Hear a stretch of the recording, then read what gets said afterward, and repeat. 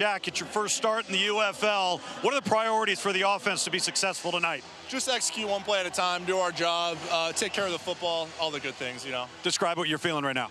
I'm feeling excited, you know. First time starting a game in a while, so I'm excited to get out there and play. All right, good luck, man. Thank you. All right.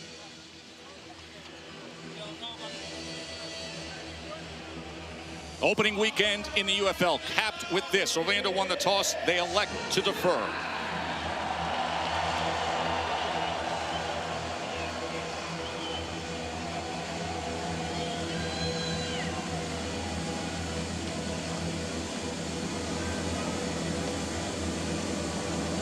Ball kicked off from the 30-yard line in UFL Season 3.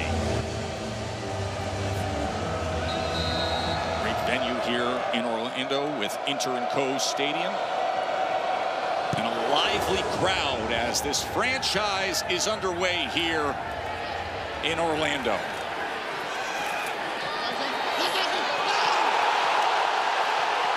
Ball is loose. Flag is down.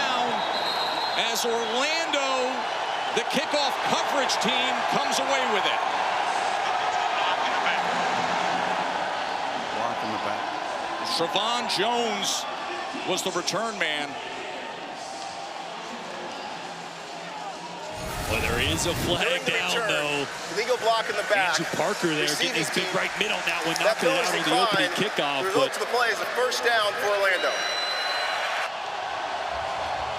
The flag is going to negate. Oh, no, it's going to stand. And with that, Orlando will take position. Let's go! You think Anthony Becht is psyched to start off his Storm career like that? They take possession at the 34-yard line.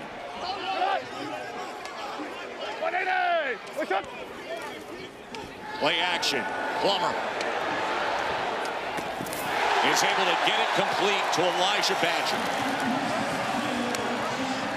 Oh, yeah, this is a new offensive coordinator, Colin Thompson. He said one thing about Jack Plummer, a lot more athletic than people gave him credit for. Started the game there with a little boot, got him out on the run. Didn't take the easy option, waited for his receiver downfield, and it paid off. 15-yard reception by Badger, the former Florida Gator.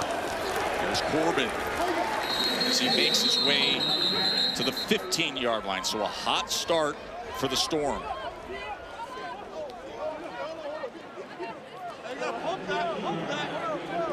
Jordan, you take a look at some of these tight ends coming in and out of the ball game for Orlando. They're going to be in 13-12 personnel an awful lot tonight. You know the head coach, Anthony Becht, former tight end himself. It's the first time he's dressed 3 tight ends in his UFL career. That new play caller, Colin Thompson, was a tight end himself, so you know those big boys are going to get their chances tonight. 2nd and 6. Corbin again, catches a seam, keeps his balance, and right into the end zone. A 15-yard touchdown run for Jashaun Corbin.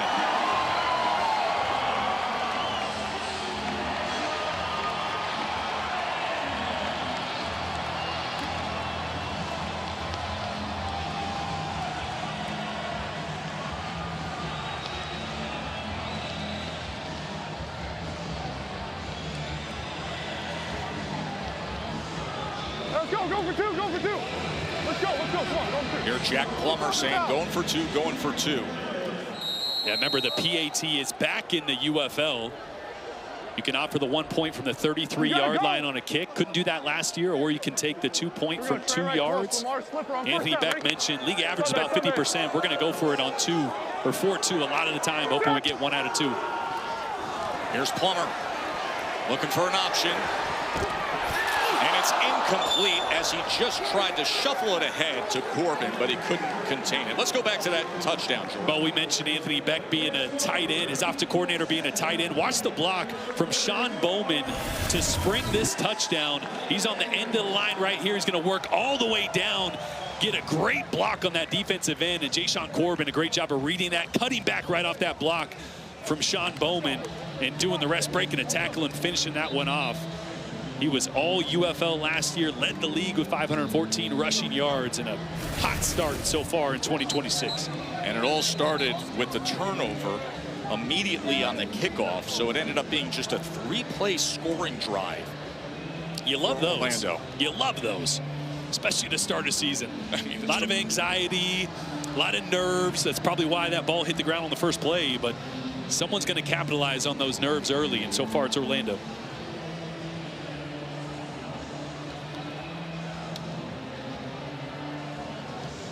Michael Lance to kick off again, and Marcus Barnes is back deep, along with Tay Martin.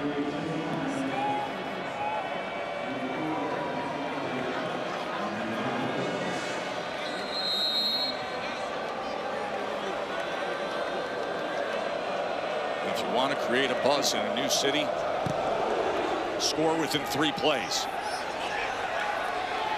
This is Barnes on the return. And Barnes picks up the block, and it's a good return out across the 40-yard line. Down to the field to Sam Acho. So I'm here with Jalen McClendon, starting quarterback. New city, but it's your team. What's your thoughts going into this game? Hey, just win. Just come out with a win, execute, have fun, win the game. So thanks, Jalen. He's had a lot of fun in the past year compared to the long road he's taken in his career. 30 years old, but limited starts up until the past year of football. Yeah, just 1 start in college. He was behind Jacoby Brissett at NC State. 1 start at Baylor after a transfer.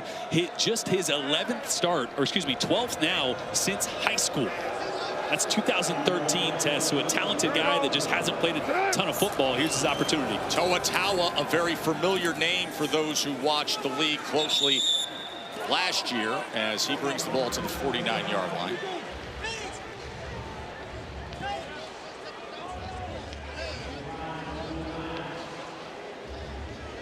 Here you go, Kings. Here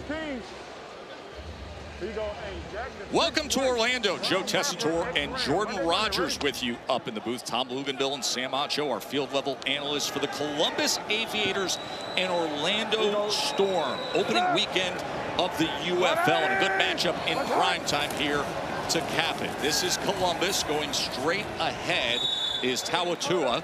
Orlando jumped out after a turnover on the opening kickoff, and 3 plays later they were able to score with former Florida State star running back Jashawn Corbin and his 15-yard touchdown. So 6-zip for Orlando. 2 rebranded franchises here in the 3rd year of the UFL. Columbus and Orlando.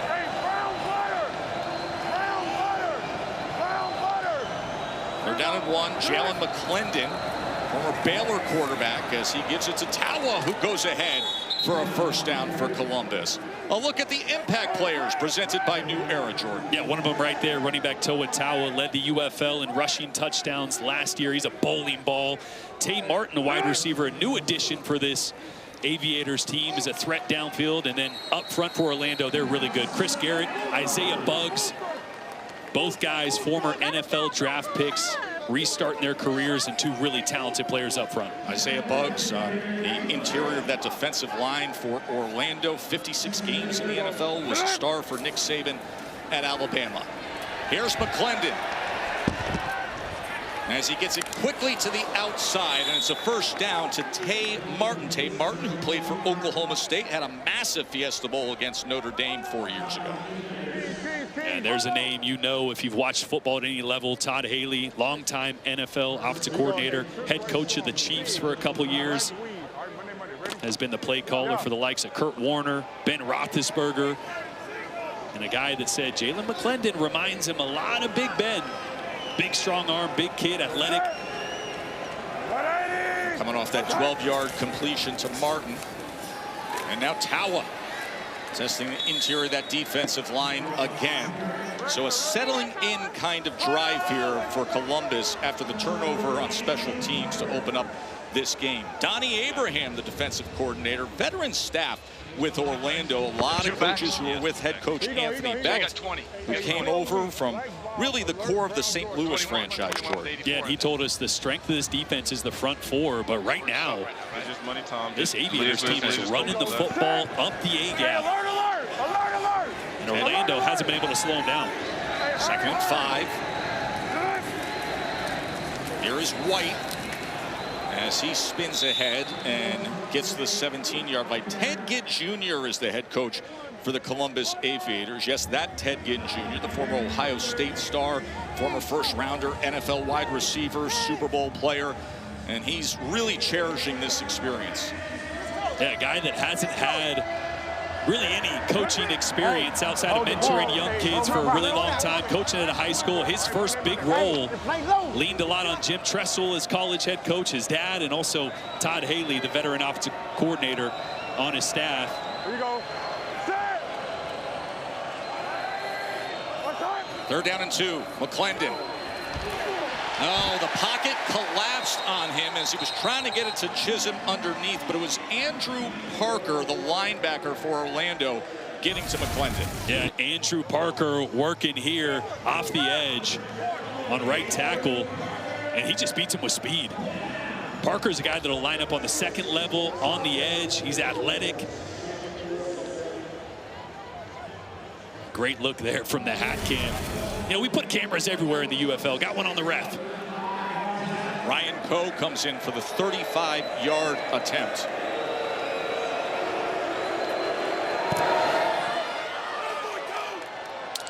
And able to put it through. So after a shaky start, turning the ball over, giving up the quick score, Columbus settles down with a long field goal drive. Orlando back out there on offense when we return. Jack Plummer, former Louisville Cardinals star, the starting quarterback for the Storm.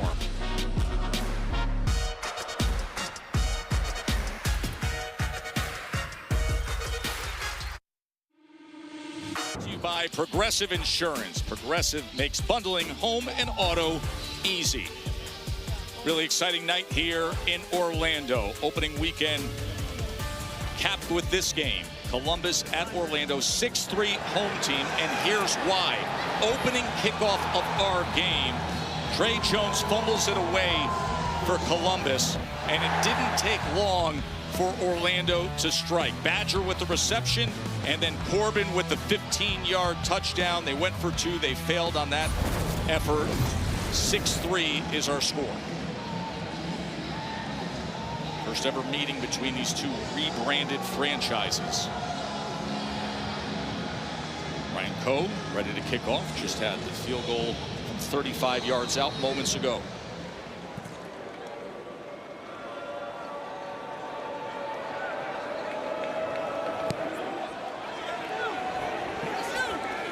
Jashawn Corbin on the return from the 5-yard line. As Corbin catches a seam and gets it out past the 35. Tom Luginbill is with Orlando on the field. Yeah, walking out right now with Jack Plummer. Hey, Jack, a nice mix of run to pass that first series. What do you got dialed up for us here? We got something crazy for you. We got a little something, little maybe a run, maybe a pass. Should be fun to watch. A little razzle-dazzle, is that what you're telling me? All right. Well, the access is unprecedented, but the vagueness from Jack Plummer is as well. So you're telling me this is either going to be a run or a pass? It could be. Uh-oh. Or a razzle-dazzle, guys. Maybe he showed his hand a little bit there. We're going deuce right. See if they take a shot. Bully auto on Orlando. Plummer won a very competitive quarterback battle for DTR. Dorian Thompson-Robinson, former UCLA star, former Cleveland Browns quarterback, is the backup. As Elijah Dotson takes it ahead and makes his way just beyond the 40-yard line. Jashawn Corbin already getting a good start to this game with a touchdown run earlier. Guy I'm really looking forward to seeing is KJ Hamler, a guy that was a 2nd-round pick by Denver in 2020, played 23 NFL games, was last with Buffalo, and then Kenny Willekes, one of the best pass rushers in the UFL, and Cam Smith. Captain Munnerlyn, the new defensive coordinator for Columbus, was raving about Cam Smith, another guy, a former 2nd-round pick. We got a lot of high draft picks out here in the UFL competing. 2nd and 6. Plummer with time, and then he checks down to Dotson, who picks up the block and is past midfield for Orlando. A really good job from Jack Plummer working through his reads. He started left. He's going to work all the way back to the right. We call this an escort check down. Why an escort? Because you get a tight end out there lead blocking for your running back. Back in the day, you used to throw it out to that running back and hope he makes someone miss. Now they attach a tight end to it. Great little play. 21-yard reception by Dotson. This time just goes ahead for a gain of 2 yards. Colin Thompson is the play caller for Orlando. Played tight end in the NFL and the XFL. Head coach Anthony Beck absolutely loved it. Says, I can't even begin to tell you how impressive he is. Let's go explode the ship Got left. thrown into the fire. 15 power soap. That usually means a run play. Colin Thompson took over just at the end of February, 2 days before camp, as a first-time play caller. And he's doing a great job so far. 2nd and 8. There is the power play, but it is gobbled up. A very good run fit by Columbus. On the other side is Captain Munnerlyn, the defensive coordinator for Columbus. Yeah, now remember, important for Captain Munnerlyn to realize once a team crosses the 50, now you have to go for it on 4th down. So you can't punt. You hear there, Jack Plummer reminding his guys, it's 3rd long.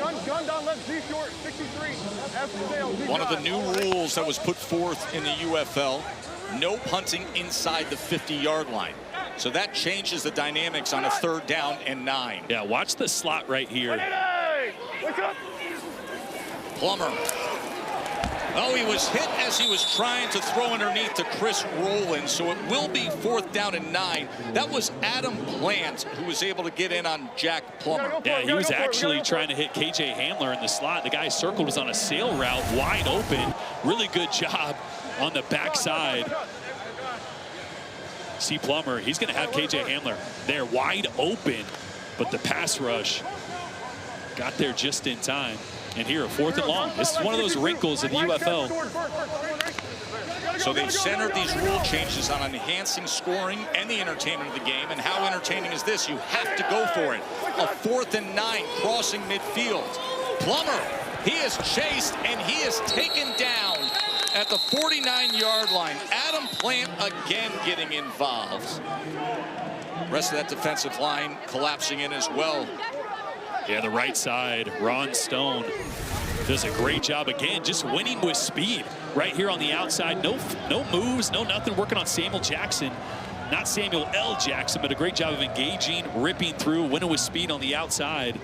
Again, pass rushers love it on 3rd and 4th and long. They know you're going to pass. They know you got to hold onto the football.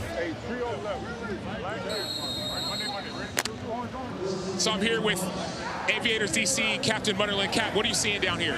Oh, man, I'm seeing a lot of things going good for ourselves, man. Right now, there's a good stop on 4th down. You know, there's new rules where they get past the, 50, they got to go for it on 4th down. Defense flying around, and we did what they need to do right there to get off the field. How do you respond to that early turnover and early We got point? to flush it, man. Let it go and move on. It's a whole lot of football to be played, so we got to let it go and just keep going on. Thanks, Cap. Yes, sir.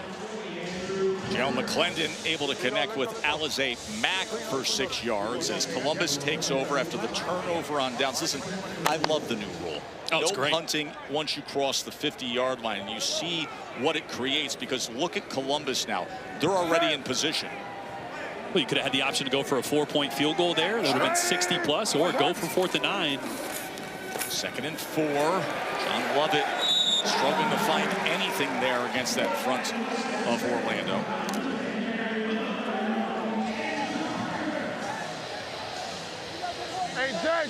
Darian Butler, linebacker crew for head coach Anthony Beck. Here you go.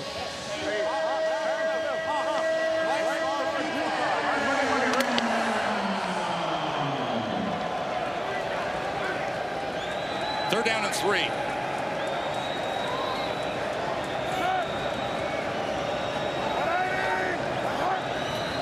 McClendon gets the ball out quickly, and breaking the tackle is Moore.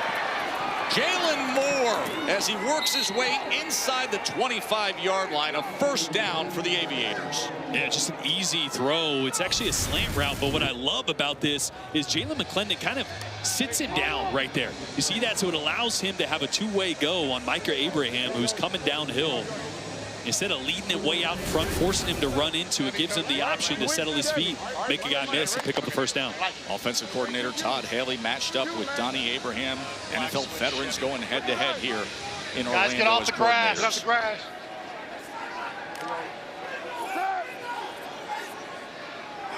Time out, time out, time out.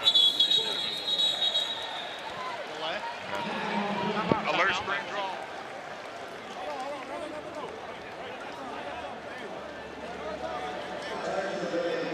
Timeout, Columbus.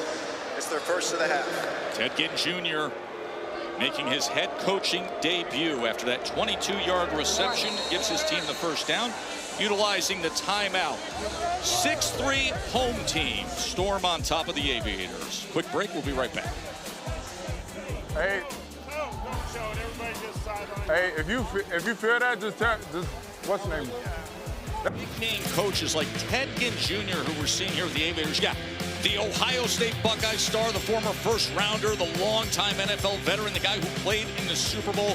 Well, now he's a high-energy first-time head coach. He's loving the experience. We had a great visit with him this week, Jordan, and he's watching his Columbus team march down the field here. And did a great job of avoiding a delay of game and getting a timeout in there. So, first-time head coach. It's feeling out the ropes, but I love the energy that it brings.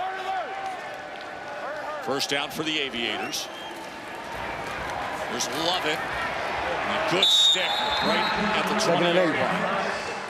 I'm here with first-time head coach Ted Ginn. We're talking about some of the pregame rituals, and there's a hot dog ritual that we heard about before every single game back at Ohio State. Apparently in the NFL, you would have a hot dog. We're showing the video right now. You eating your hot dog. Tell me about how this ritual got started. Well, you know,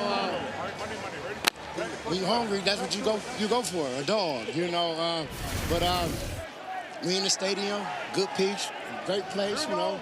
Great popcorn and great dogs, as always, in a great stadium. How's it feeling, first-time head coach? What are you seeing so far? Oh, man, you know, we came out. We got to win the turnover battle. We're losing it right now. But we in a dogfight, man. It's 3-6. My first time out, we okay. So appreciate it, Coach. Thank you. Andrew Parker just came up with the tackle against Tawa. So Ted Ginn Jr., his coaching debut. Had time in high school at Glenville, his alma mater. Of course, his father, a legendary high school coach back in Ohio. Yeah, he's got a long history of developing receivers and young football players. But this opportunity to come back to Columbus, he couldn't pass up. Take a shot or go for 3.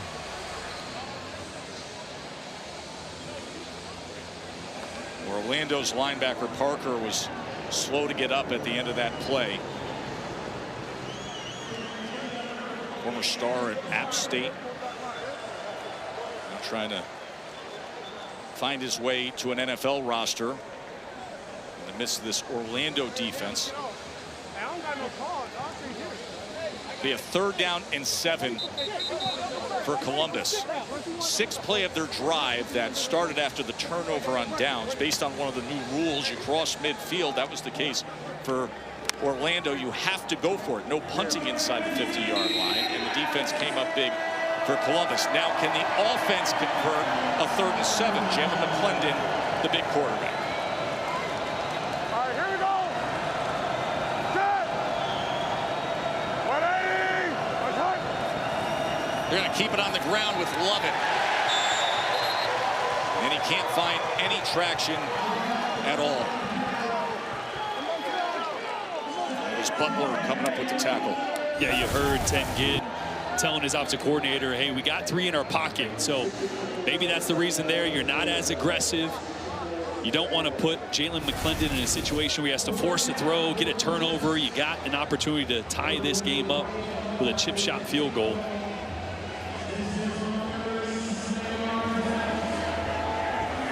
Former Cal Bear Ryan Coe on for another field goal attempt. This from 37.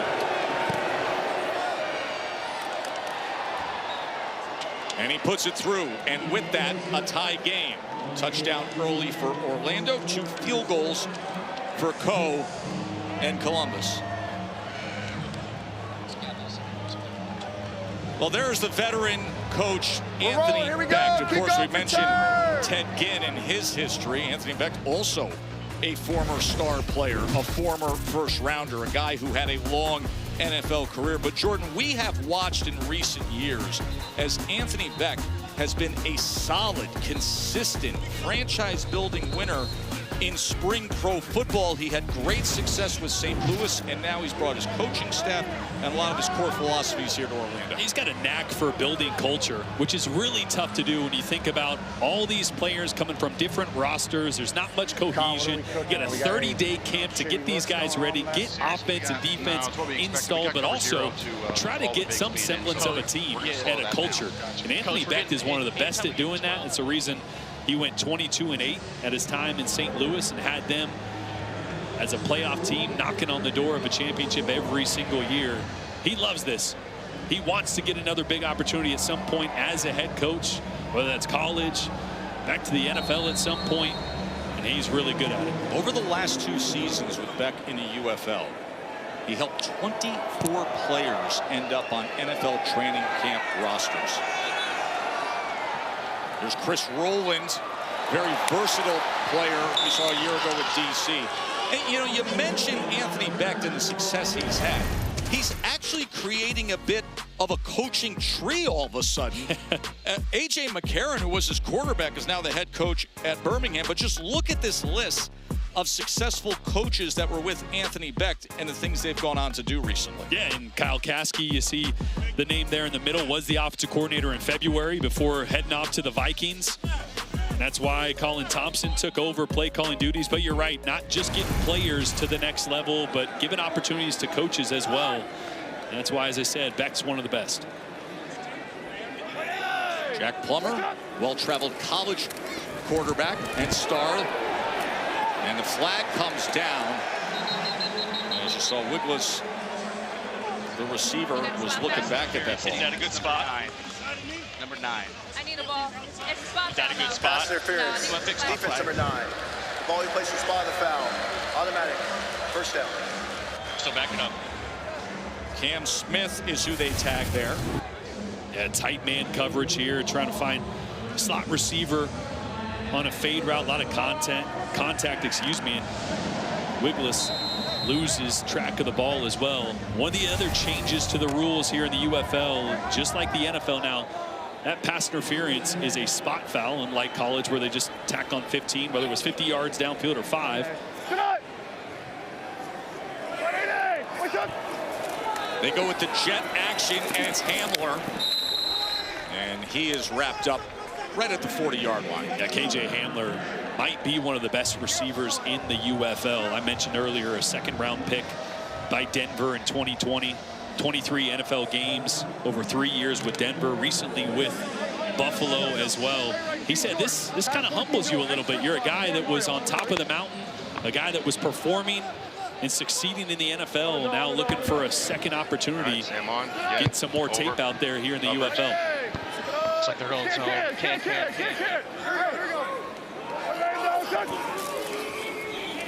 Here's Dotson. Breaks a tackle and is close to that line to gain. Noble. Noble. It's No, first down. Yeah, no play. It's first quarter. Just Noble. Hey, Noble. Any legal formation, Noble.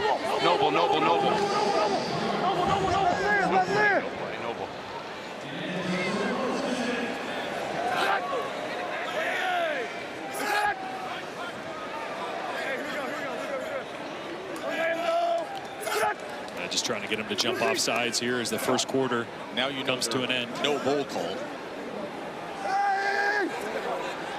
Come on, man. And with that, the first quarter in the history of the Orlando Storm and Columbus Aviators is in the books. Aviators turned it over early. Corbin scored a 15-yard touchdown. Couple of field goals later, and we're tied up at 6 apiece. UFL 2026 opening weekend. Thrilled you're with us here in prime time in Central Florida. No limit, no limit, no limit.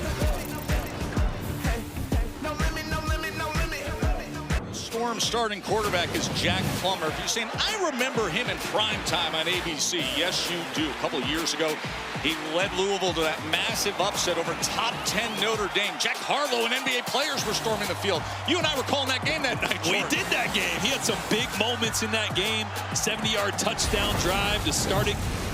And a guy that is really talented, was with the Carolina Panthers, learned a lot from Andy Dalton and Bryce Young the last 2 years. And his coaches say his strength is his mind. Y stick, X glance on Orlando. Ready? So smart. Pre-snap, post-snap, Y stick, X glance. He's going to have a glance post route to the right, which is double covered right now. So he's going to work the left side. Watch Chris rolling in the slot here. Probably hit the tight end on the left. Here's Plummer. Gets it up quickly and is able to connect with Badger. As Badger still on his feet inside the 30. Luke's. Well, I'm down here with the backup quarterbacks, Dorian Thompson Robinson, as well as Hank Bachmeier. Getting this next call. What do we got here, Hank? It's a dummy call here. NHL package going on 2, seeing what they're in. All right, what do we think? Well, once we cross the 50 here, we've been getting a lot of quarters, if not pressure. So I expect some type of pressure here. It looks like they're staying in one high. Expect Saul. After the 25-yard reception by Badger. That is incomplete. No interception there as Cam Smith was making a play for the ball. Incomplete, out of bounds there. What do we got here, Hank? 12 personnel. You ready? 12 in the huddle, 12 in the huddle. Now. I think he just fell down. What hash are we on? We're in the middle of the field? Okay. Still waiting on this call to come into Jack Plummer. Wanda. Sling right. C-Jet. 19 Wanda. 10 seconds. C-Jet 19 Wanda, what do you have? We're getting smoke and mirrors here with the motion, cross field, and we're just going to run a stretch to the left. Weak side stretch to the left. There is the stretch. We got to get But Dotson, well blocked as he spins his way inside the 20. First down. Lamar Jackson, Lamar Jackson, Lamar Jackson. Love it. It's a great play. Lamar Jackson, Lamar Jackson. We got Lamar Jackson. What is it? We're on the ball. We're doing a keeper to the field here, going faking left, keeping right, and it'll be a 3-man concept here. Let's just go. Bootleg action, or has it got right, keep off of the outside zone? Yeah, keep off the outside zone. So we got him big on the gasher with the 19 Wanda. Now we're going to come back, fake that, and boot around here to the field. So hopefully we can get a good. Oh, check. 14 duo. Just going to read the mic at running back here. And straight handoff downhill. And there is the duo as Corbin is wrapped up at the 15, so they check to the other run. How about that, Tess? We're getting checks. We're getting everything at the line of scrimmage right here. I got my 2-man quarterback system on the sideline here. I got Hank Bachmeier. Give me the call, man. Got 11 personnel. I don't have to call yet. Lab the gun. Lab the gun. 52 Dose F left. mesh. 52 F mesh. Your basic mesh. Mesh concept, air raid. Nice. Basic mesh concept, pure progression. Expecting man, right? Expecting man here. If you get zone now, let's walk lightly and let's sit in zone in our shallows and really work that triangle read over the ball. Don't run to get covered. Exactly. 2nd and 7. Stagnant, no motion. Shallow sit. We got to hold up, though. We had our first read, no progression with the shallow, sitting in zone. Didn't have time to get to it. That was Ron Stone Jr. again. 3rd and 13. Give me 11. Give me 11 here. Yeah, Ron Stone going to come off that left side right here. Let's go. Here we go. Here's Gun the slot guy right. that would have been open righty. if Plummer had any time that first read, but just trying to step up and avoid the contact. Righty, everybody's going to the right. 52 righty. Yep, everybody's going to the right. You have a high-low here in the boundary, and then basically drive coming to you to the field. It's pure progression going right to left here. Start with your back. 3rd down and 14. They go One's to open, Corbin out of the backfield, and he is dragged down from behind at about the 12-yard line by Fred Tompkins. 2 yards. 2 yards. 3 yards. 3 yards. Go. What do you want, Hurts or Mario? Pass it. One here, Did you say the first one? 4th and 1. I love a Randall here. There you go. I love a Randall or a Rachel. Randall or Duo. Here we go. Where's the ball? Here we go. Right hash. Sling right, Z-Jet, Rachel. Oh, they gave us 3rd and 4? All right, so we have Lamar, which is a naked bootleg to a closed side edge. Now we're going Randall, where it's a naked bootleg to the left now to an open side edge. So you have to be worried of your edges coming off your play fake. You're responsible for the free rusher. Yes, right here we have a free rusher. There's the boot. There's the throw. Oh, it's incomplete on 4th down. He was wide open. It is a perfect play call from Colin Thompson. Jack Plummer does a great job on this boot of getting his head around to see this rusher. Watch him peek as he's faking this to Corbin. He's going to peek right here and realize he's got to get more depth, fall away from it. The ball is actually good. It looks like a little mistimed jump there by Connor Fox. Oh, I think he jumped a little. He could almost run and let that one fall in the breadbasket over his shoulder there. Jumps a little bit. It was a great call and just off on 4th down. Back-to-back Orlando drives. That ends in turnover on downs. By the way, we got a celebrity in the booth when we come back.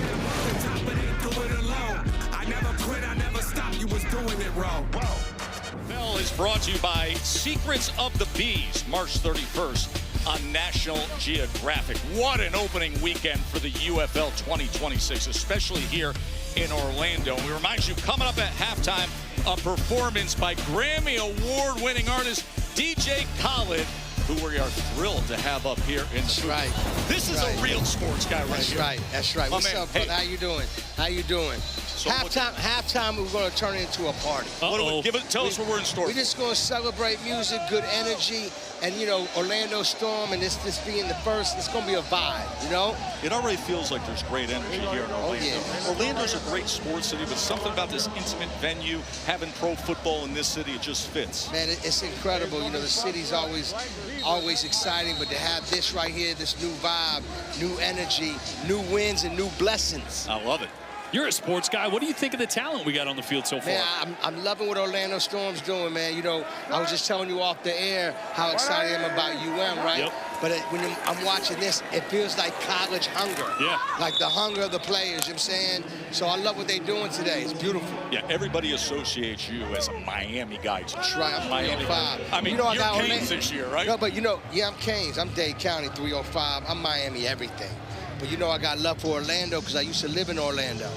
So I used to be a ball boy at the Orlando Magic. No kidding. Yeah, I was there before Shaq got there. I remember when Shaq got out there, he used to race his Mercedes-Benz down, you know where Islesworth is? That Absolutely. street. Hey, all right, those aren't small houses there. No, not at all, not at all. After the 7-yard reception by Tay Martin, here is 2nd down and 3 for Columbus. Good play defensively by Orlando. I want to get back to that energy, America. I know you know you get into like certain things, but I like the uniforms. They're kind of fresh, huh?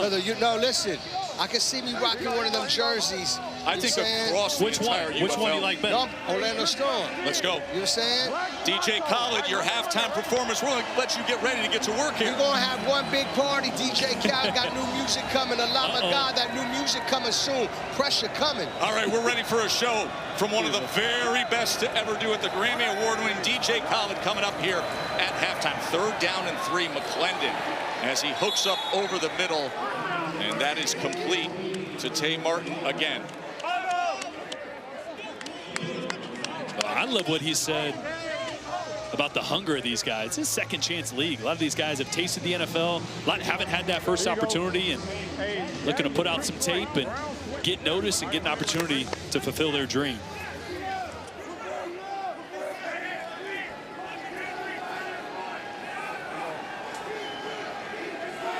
First down, 3-yard reception by Martin. He's proven to be a weapon early on. McClendon gonna take a shot, and it's incomplete, just off the hands of Keke Chisholm. Sam? I'm here with Jalen Morton, one of the quarterbacks. So, Jalen, you're going to walk us through this next play and then tell us what you expect and what's happening as we go on. So they say regular formation. What does that mean? He's got the play coming in right now. Yeah, so right here we just got our regular curl concept with our base package, and they've been running a lot of 42 or cover 6. So we'll see what happens. It should be tight end, but you know we'll see from here. It looks like they're rolling to a 3 or man 3. McClendon steps up and may have been impacted as he stepped on pocket. A flag is down. The intended target was Keke Chisholm again. So you said they were looking for tight end. What happened on that last play? Oh, it was. Hold on. Illegal contact. Got the next play Defense number coming 28. 5-yard penalty for the previous spot. Automatic. First down. So right here we got our screen. You have multiple options on this to where we can get it to the wide receivers or the back. So it just depended on the coverage. So if they're playing off, we'll probably go. Well, it depends. Because if they're playing off, we got both sides. So it really don't matter.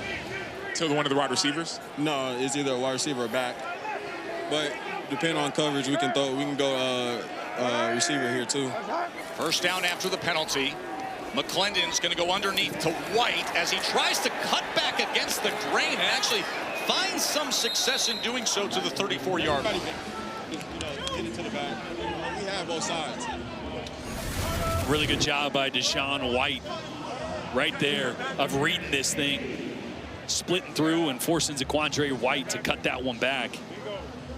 He ended up making a couple people miss there. So now second down, what we got here? We just got a little stretch run. So depends on what J-Mac sees. If he sees blitz, we'll probably dish it out, but it's just regular run. Quick to the outside, Chisholm.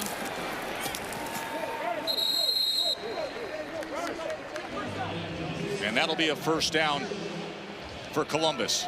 So first down, what if in practice, has it been more shot plays? Has it been more safe plays? What have you seen so far? Plays that we run now, it don't matter. All our plays are safe and shots, so it doesn't really matter to us.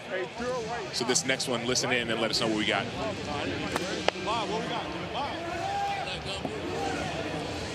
Stretch play, run, stretch run. That's it. Well, you heard Gumby there. Gumby meaning their stretch play. Zaquandre White, former South Carolina Gamecock, showing what he used to do in the SEC. Run down all the way to the 20-yard line. What a big play from White. He's supposed to score that. He's fast. Watch the block here by the right guard, Chris Glazer. That's the one that sprung it there for Zaquandre White. Little power stretch play, backside guard pull in on the linebacker, and the former South Carolina product showing off the speed there at the end. Yeah, 41-yard run there by White, Sam. Zaquandre, right before this series, you said you're about to go in and keep your eyes on me. What did you see on that last play? I just see my assignment, do my job. Doing my job. Your teammates said you're supposed to score on that. What happened? Hey, man, let's get positive yards. Let's do it. I love it. Let him breathe, Arch. Let him breathe. Hey, he's excited. He said, hey, man, watch me. I'm about to be in the game. This is my series. And he did it. Hey, he's going back out there. He's out of breath. Couple extra moments to breathe because Deshaun White, the linebacker for Orlando, was slow to get up. Second play of 20 or more yards for Columbus. Well, man, Sam won't even give him a water break.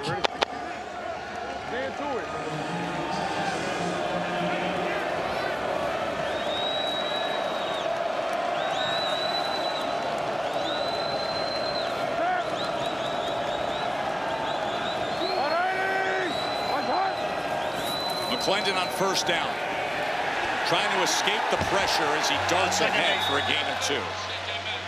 Okay, big club X, big club X. Big club X. Club X. Big club X. Big club X. Big club X in the game. Get the receivers out. Big club X. Big club X. Get juice out.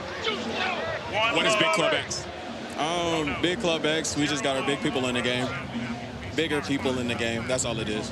Is it, you think it run, pass, set up? I think it passed right here, if I'm not mistaken. I didn't hear it. Well, they got an extra offensive lineman in on the right side. 2nd and 8, play action. McClendon, he's going to run, and he's going to have good yardage inside the 10 and strides out near the 6-yard line. It's 1st and goal, Columbus. Oh, trying to get a play action. McClendon does a really good job. It's man coverage. So there's only one guy with eyes on him, 3 guys out in a route. Everybody covered. Take off, use that big frame. Pick up a first down. Great job by McClendon there. So, Jalen, what we have on this one? Oh, we'll run all the way. We're going to punch it in. Inside, outside run? Inside zone. We're going to punch it in. Zaquandre White remains the featured back here for Columbus. 1st and goal. McClendon, as he dives ahead and is able to get inside the 5-yard line. Kings. Tell Foe, get out of there. Play 19, 1-9. Hey. Run. We'll actually punch it in here. We'll actually punch it in. It's a run, though. Yep. What did Jalen see on that last play to keep it? 19, He probably seen leverage of the backers, or I mean, of the corners, and so I mean that's a reliable source for us if we see that.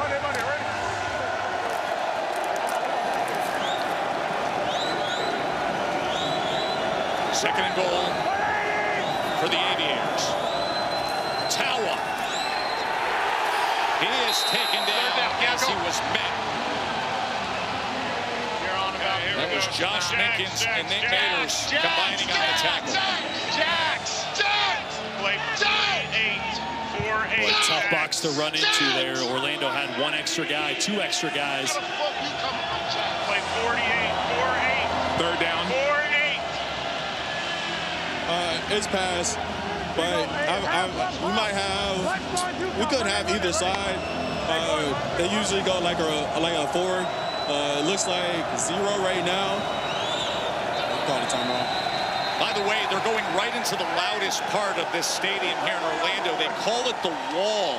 It's the standing section there where they party all night long. Sort of akin to what DC has, and they have it here in Orlando, the Wall at Inter & Co Stadium. We're going to take a break. It's a 3rd down and goal. Columbus trying to break this tie here. Opening weekend of the exciting UFL 2026 rolls on when we come back to Orlando.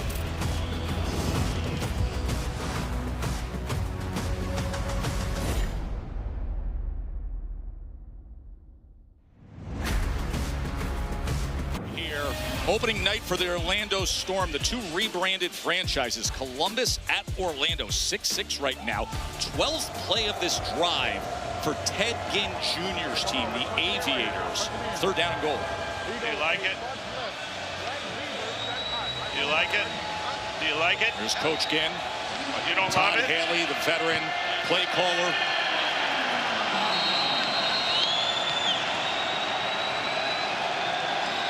Jalen McClendon, 7 of 10 for 61 yards. Can he break this tie? McClendon, it is batted away. Immediately batted away by Keyshawn Banks.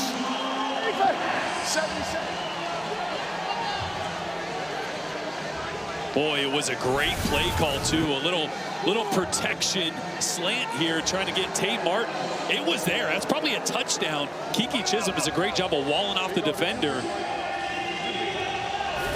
But Keyshawn Banks knocking that down, and here a massive 4th down.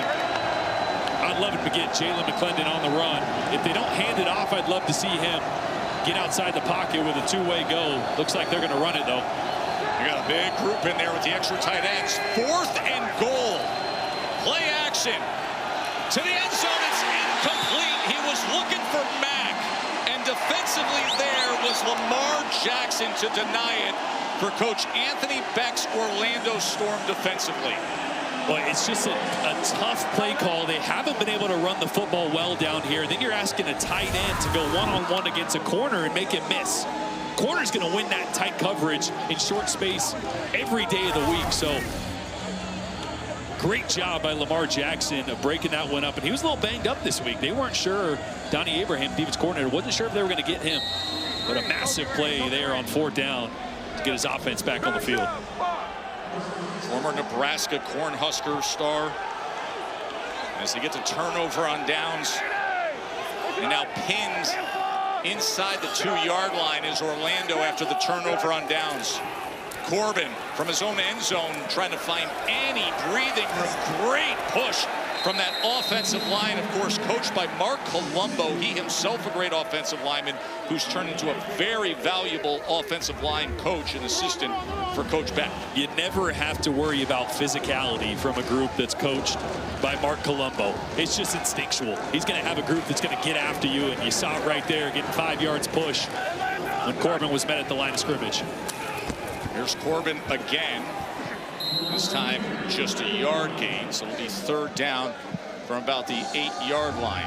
As we come up on the 2-minute warning, game that's had a little bit of everything, but the defenses have come up big with fourth down stops. Remember, DJ Khaled coming up at halftime. The Grammy Award winning will be the halftime entertainment here on opening weekend of UFL 2026.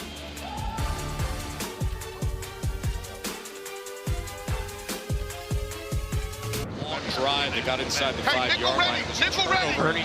Orlando took over, and now facing a 3rd and 3 with the ball on their own 9-yard line.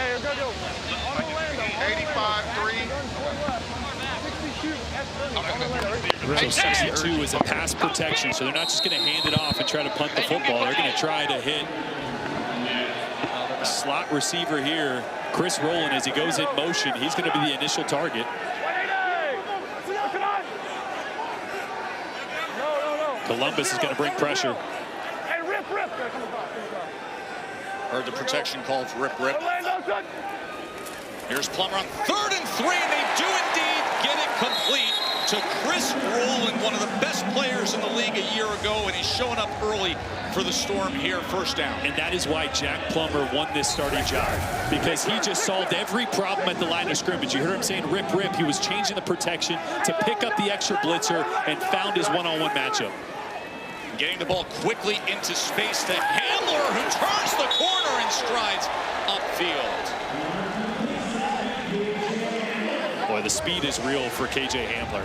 He just turned that corner. Oh, he comes up limping a little bit. That's not a good sign. Yeah, Jordan, he's moving at a different speed out there. You look at it from field level, he is a jet. I mean, this burst to turn the corner here is really strong.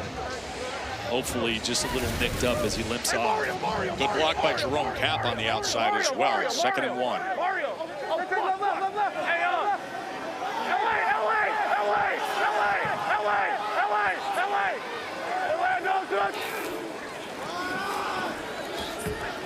Jay-Sean Corbin takes it ahead for a first down to the 30-yard line. So you hear a lot of things, right? You're hearing a lot of audio.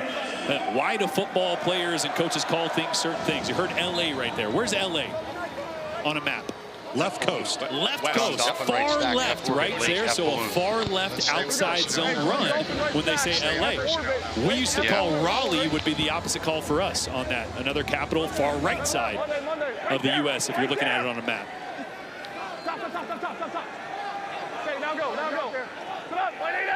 Well, you can hear the command that Plummer has of this offense as they set up the screen to Corbin. Well defensed. Really great job by DJ Miller.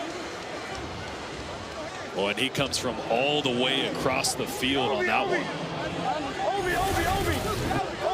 Great job of backside pursuit. Look at that. 2 or 3 guys read that the whole way and brought it down.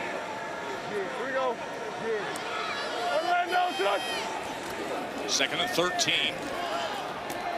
And that is caught by Connor Fox. Just a gain of 2. They got timeouts in their pocket. 3 timeouts. So you can take a shot down the middle of the field here if you feel comfortable. And possibly set up a 4-point. Ooh, I like how you think. Michael Lance is an excellent kicker. That is one of the new rules. Gun toy right. 62 right. 4-point field goal if it's 60 yards or further.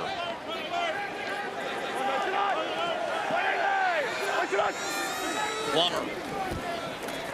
Pocket collapsing. But he is able to get it out, and he does so to Dotson.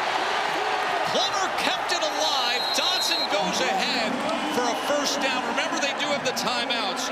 Tony Fields thought he had Jack Plummer, but the next thing you know, it's 16 yards downfield.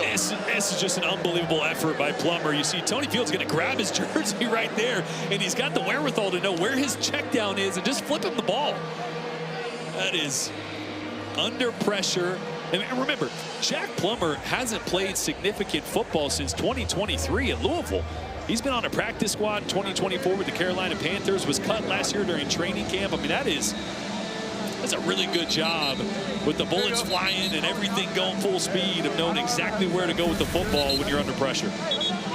29 seconds to halftime. Could Orlando do something before the half? Remember, at halftime, Grammy Award winner DJ Khaled says he's going to make a party out of this Interco Stadium here in Orlando. He will be the live performance. DJ Khaled coming up. Right.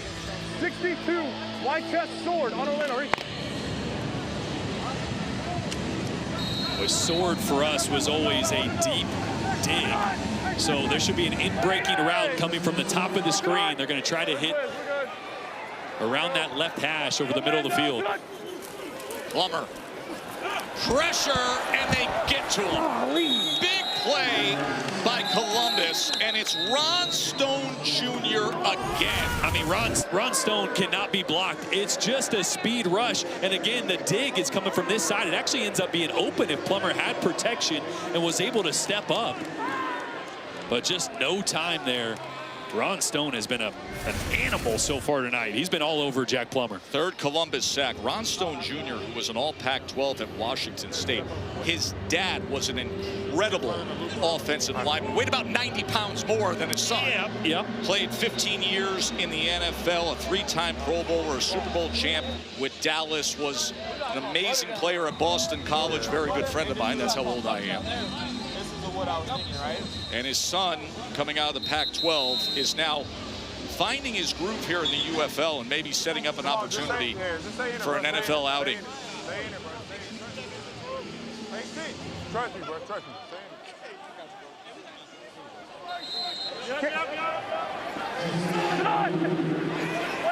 2nd and 14. One timeout for Orlando. Movement up front. They got a free play.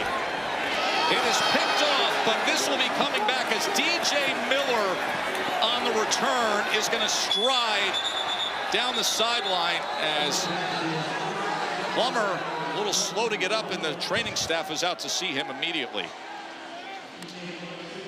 Had a free play there. Everyone was a little late getting off the ball. Defense number 48. 5-yard penalty for the previous spot. It's 2nd down.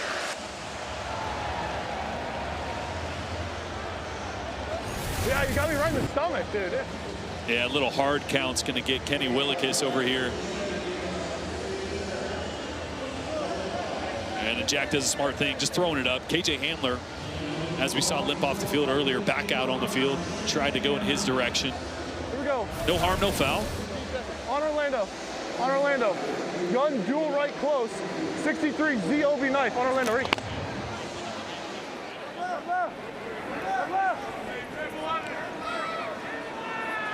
On the dough. Tonight. 180. Push it on. There we go, good. Orlando, tonight. 15 seconds to play in the first half. Plummer downfield, and it's just a little too high for KJ Hamler.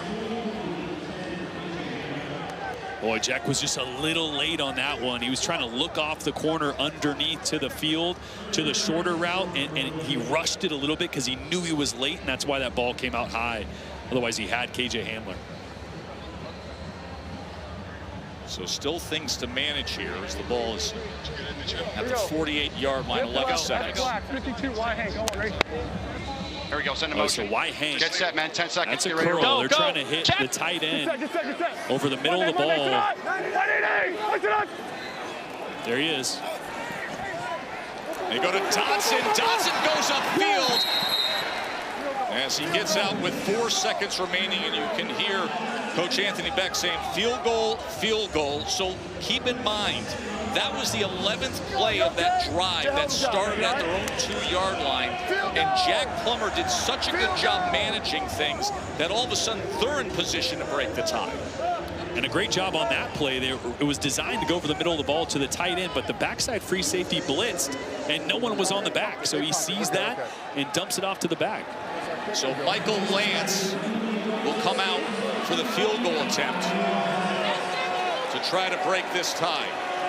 It'll be from 55 yards out.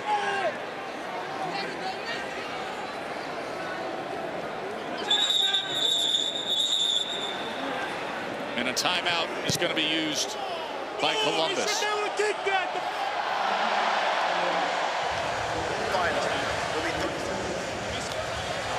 You know, when it comes to long field goals, of course, that's one of the big talkabouts in the UFL this year. This is 5 yards short. It's one of the most exciting rule changes that's happened in pro football, and that is the fact that we have a 4-point field goal now in the UFL. A 60-yard field goal or further is worth 4 points, and that already happened this weekend. We saw that this weekend, a 4-point field goal. What I think is going to excite a lot of people, Jordan, though, is what you see there. No punts inside the 50-yard line. Yeah, it's great. It's going to change play calling once you cross midfield. It's going to force teams to be more aggressive, which I love. This is a league where you want to showcase your talent. You don't want to do that by punting. You want to do that by going 4-on-4, trying to put points up on the board. And here we go again for the long field goal attempt from Lance. Michael Lance finished up his college career at USC to try to break this tie with a 55-yarder.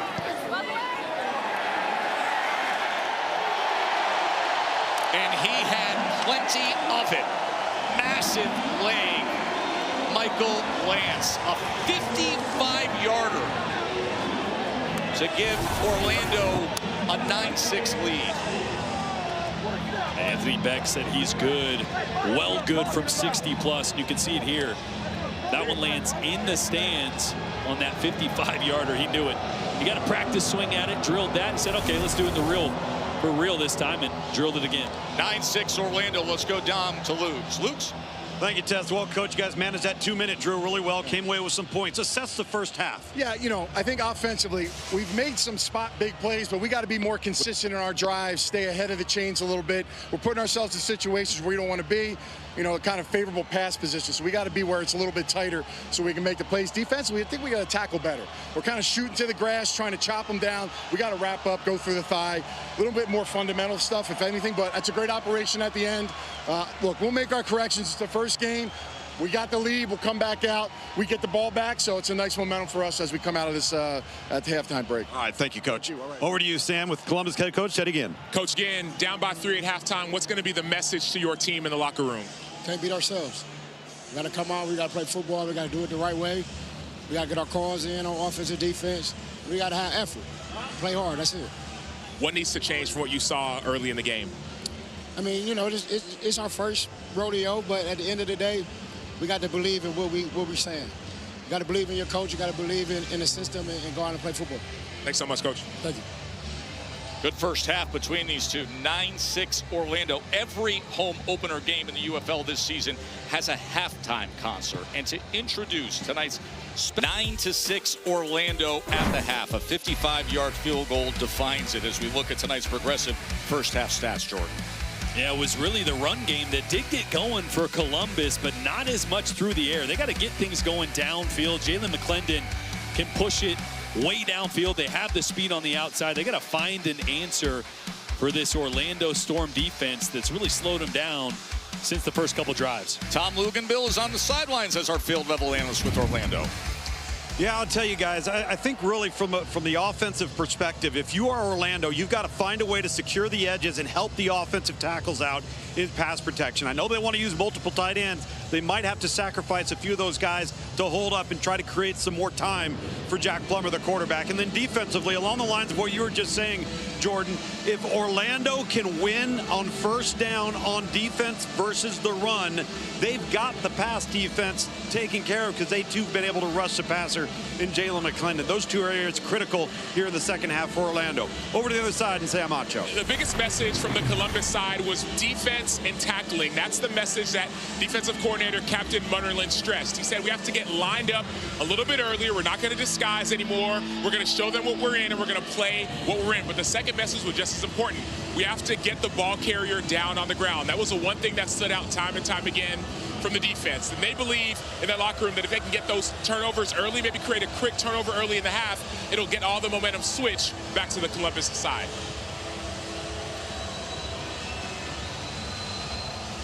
Jalen McClendon out there for the second half for Columbus. Second half between the Aviators and the Storm after this short break. Don't go anywhere.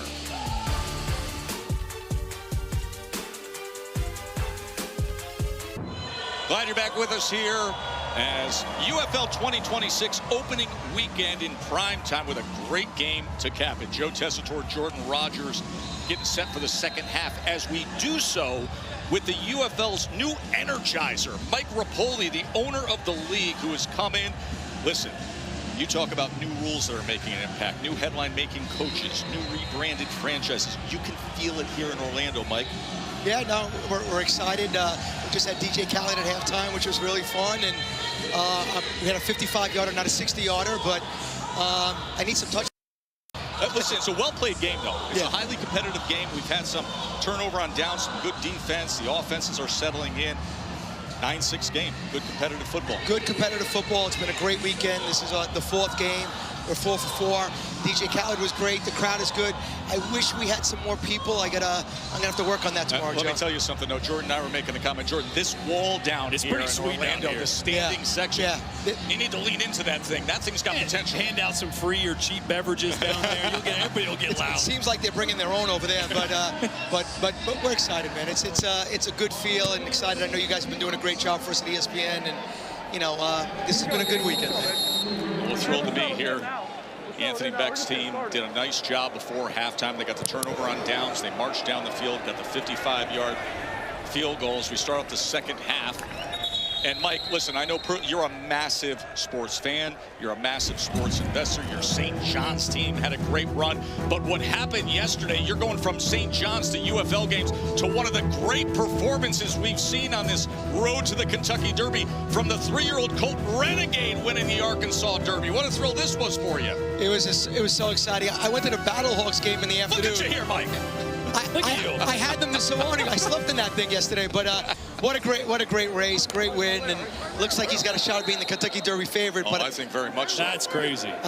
Jordan, I've been there before, unfortunately, and I'm 0 for 3, but that's okay. So Orlando taking possession here to start the second half. Plummer.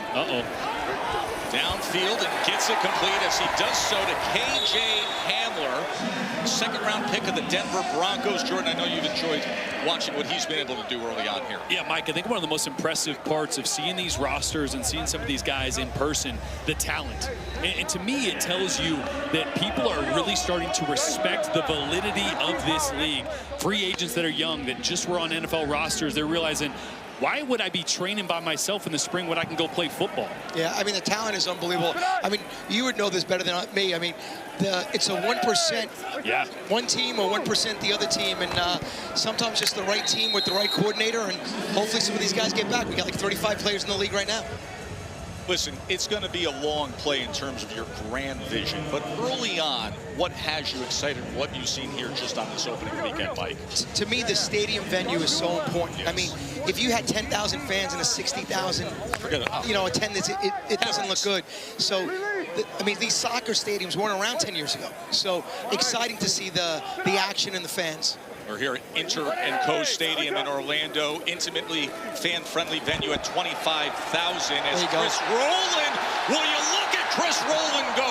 One of the most explosive players a year ago when he was the star for the DC Defenders, and already making an impact here for Orlando. And I love it, the jet sweep. One of the things Colin Thompson mentioned, he was at Navy last year and took a lot of what they do with the jet sweep and the run game with him here to Orlando. And Chris Rowland, he's an all-UFL wide receiver, an all-UFL returner. You get the ball in his hands and good things happen. 28-yard run from Chris Rowland.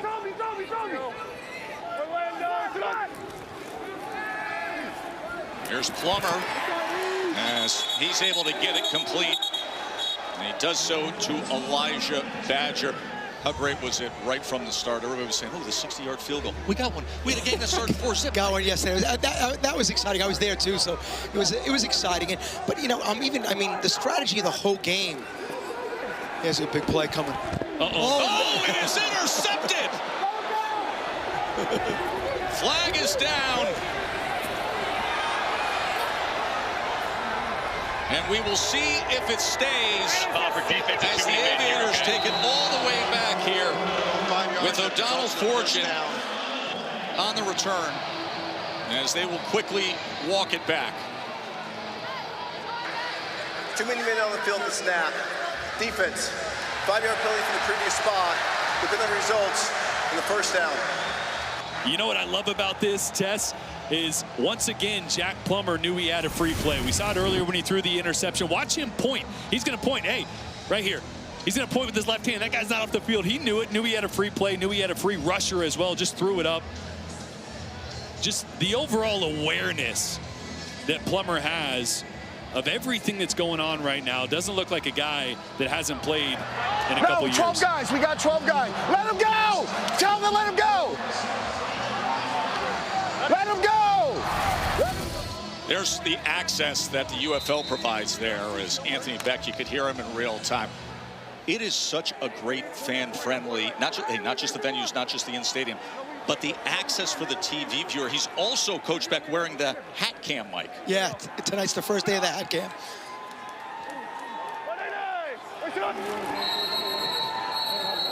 Oh, they're going to whistle this dead with the timeout here. Well, Mike Rapoli, the owner of the UFL, just mentioned the hat cam. Let's show you the hat cam from Orlando head coach Anthony Beck. We were able to hear him moments ago, and let's listen into what he says as well. Yeah, I did. Trust me, that's the first thing I said after you did that. Playmakers of ball, we got it. Beck was excited about wearing that today, too, he told me. So here we go, here we go. He was your test guy. He's a great test guy, too, by the way. The point of view of Anthony Beck, head coach of the Orlando Storm. Meanwhile, moments ago, the penalty, the free play, the interception. This is how Beck saw it. That's the view from the head. You see him waving his hands. Off, yeah, waving it off. Yep. Hey, Mike, we wish you the best of luck this year. You have energized this league. It's going to be a big season ahead. We're thrilled and honored to take it with you right through the championship on ABC. We'll be with you every step of the way. We want to thank ESPN and ABC. We appreciate it. Fox is also a great partner, and you guys are a big part of this, so thanks a lot, man. That is Mike Rapoli. He's going to have the favorite for the Kentucky Derby, and a lot of action still to come here in the UFL this season. Great stuff, Mike.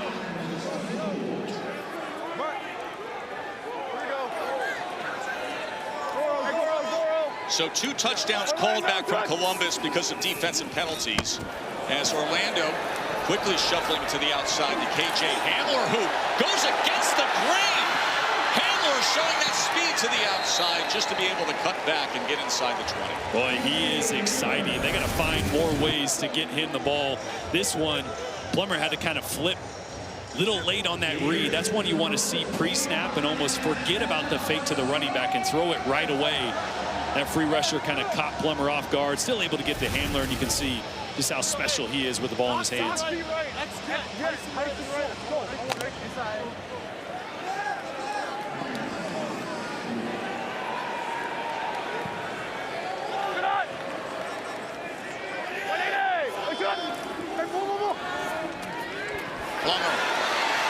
quick to the outside as he goes to Roland. Sam? Here with Captain Munderland. Cap, what are you seeing so far? I'm going to let him call the play first. Might want to let him do that. They doing a little tempo. They're trying to get us off balance. But we just got to execute the call. If we execute the call, we'll be fine. What's the call? Bat nine. We're coming from the bridge, a boundary blitz. You can't overrun it. Touchdown, Jashaun Corbin, as you heard Pat Munderland, the defensive coordinator, say, oh, you can't overrun it, and that's what happened. Field goal! Extra point! Incredible access to listen to the defensive coordinator react as his defense gives up a 13-yard rushing touchdown to Jashaun Corbin. Hey, fuck yeah, man. Yes, sir! Yes, sir! Yes.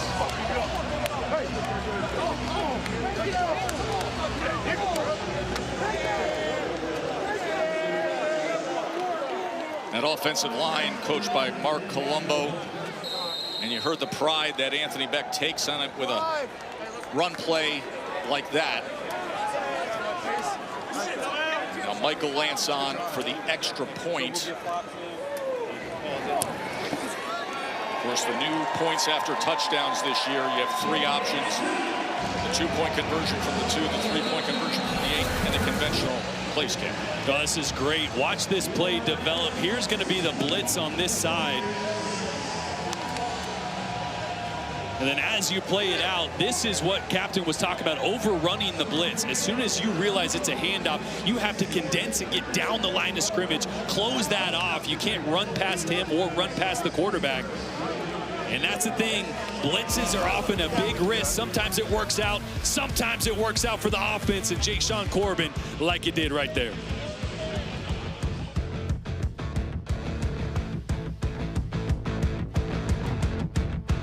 Odds update brought to you by DraftKings Sportsbook.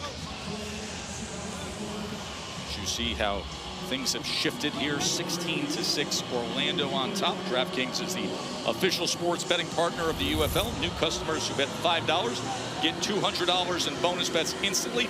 Download the app and use promo code UFL when you sign up. You know, one of the interesting things Pam mentioned to start the broadcast as well, Toa Taua, the running back for the Aviators, was plus money for an anytime touchdown. He led the UFL in rushing touchdowns last year. Hasn't had one yet tonight. They got to get Toa Taua going in this run game going so they can start to take some shots downfield off it. Jashaun Corbin has been the star running back, especially to cap these drives. He has 2 rushing touchdowns for Orlando. Luke's. Here with Jack Plummer off of that last touchdown drive. When you take a look at this, you got duo here. So, number one, explain duo, and then the look that you guys got to set up this touchdown run. Yeah, so duo is just going to be 2 double teams, standard man blocking play. Some people call it power with no puller. And we're going fast, so we just want to get the ball snapped here. Not ideal with this weak pressure by the safety, but they got 2 guys in the same gap right here, which allows Corbin to see it and then do what he does and make a good play for a touchdown. All right, good stuff, man. Thanks. Corbin has 8 carries for 45 yards. The 15-yard touchdown run on the 3rd offensive play of the game, and that 13-yard touchdown run to give Orlando a 10-point lead. Here is Taua, the running back that we just mentioned, who led the UFL with 9 rushing touchdowns a year ago. And Orlando's done a great job of adjusting. Remember that first drive, Toa Taua was creasing the A-gap over and over again. Well, I mean, we saw that a lot with him last year playing for Michigan. By the way, the Michigan Panthers, that is the team that relocated to become this team, the Columbus Aviators.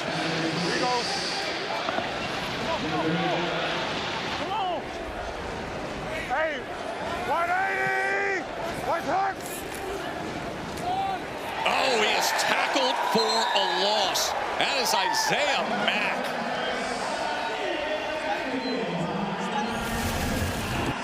Boy, Isaiah Mack does a great job of just coming across the face of that guard, blowing that one up. That's one that they're going to go back on the iPad and see. They could have had a quarterback pull there if they're reading it. What was Teddy doing? He's got force. Coach Haley, what are we thinking on this play call? Get a first down. We got a little coverage beater to run through the field and get an in cut underneath, hopefully, if it works out. Todd Haley, the play caller. Hockett collapsing on McClendon, and he is taken down. Orlando Storm's defense comes up big again, and it's Isaiah Mack again. Yeah, once again, no help on the edges. No chipping, no tight end help. Chris Garrett comes scot-free on the left tackle there. They got to start helping out in protection because Anthony Beck's loving it. Let's go!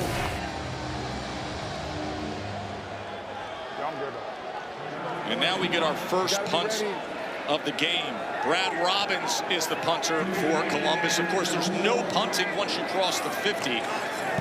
But on the minus side, you get this big sky boomer with massive hang time and incredible coverage as Hamler is taken down. He fielded it at around the 5-yard line. Brad Robbins got every bit of that. And a great job by Shelton here bringing KJ Hamler down. That's one that normally the returner should let that one bounce and hopefully bounce into the end zone. But KJ Hamler, with his speed, he wanted to get an opportunity to try to make a play, flip field position instead. It's a great result for the Aviators. Excellent punt coverage from Shelton. Great hang time to allow that coverage to get downfield.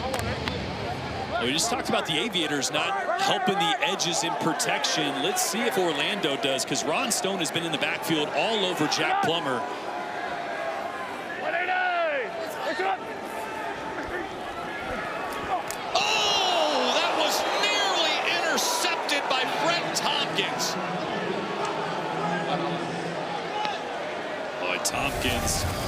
just read the eyes. Watch 11 right here. Just read the eyes of Plummer. Starts going left and then sees Plummer flip back, and he's right. That's 6. If he holds on to this one, he was smelling the end zone before he got it.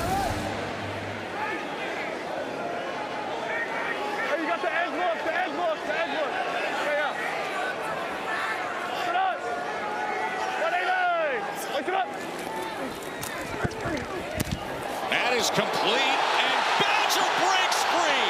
Elijah Badger kept his balance. The former Florida Gator is gonna house it. A 94-yard touchdown.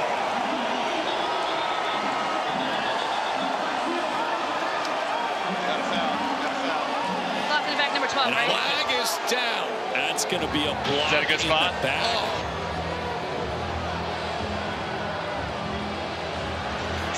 Get some substitutions for some guys. A brutal. During the interception return, illegal block in the back, number 12 on the intercepting team. It's a 10-yard penalty from the spot of the foul. It's first down, Orlando. So that wipes out what would have been a 94-yard touchdown by Badger. I mean, this is just unbelievable effort from Badger. The ball's a little inside. He does a great job adjusting and then keeping his feet. Knee did not hit down, and he is a 4.4 flat speed guy out of Florida. Long strider, as Colin Thompson called him, and that's just a mental mistake by Chris Rowland. He was behind the play. He did not have to block anybody. It didn't matter. So the ball was set up at the 25-yard line after the penalty. 5 seconds. The clock will start on the snap. Incredible body control. This is the block in the back 7-5-5. that almost assuredly would not have impacted that play. And Tess, I was in the hotel with Elijah Badger, got a chance to run into him in the elevator. This dude looks the part, averaged over 20 yards per catch in college. He looks every bit of NFL receiver. And I think a lot of people agree with that, Sam. Conversation we had with Coach Beck recently as well. He turned to us, Sam, as you know this. He said, this is Coach Beck saying this, I have no idea how he didn't stick with the Kansas City Chiefs. He said, undoubtedly, Elijah Badger will be in the NFL this coming year. Yeah. That's the speed. Straight line speed. He's a good route runner as well. Started his career at Arizona State before transferring to Florida. 2nd and 8 after the short run by Dotson.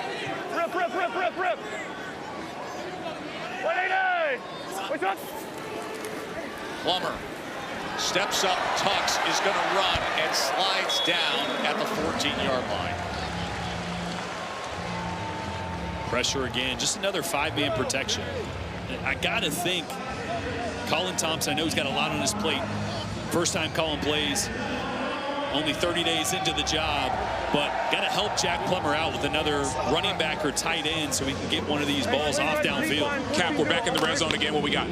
Oh, man, we're going to play a little man coverage right here. Hopefully the D-line can get home, put a little pressure on the quarterback. Got a little alert coverage coming. Show up.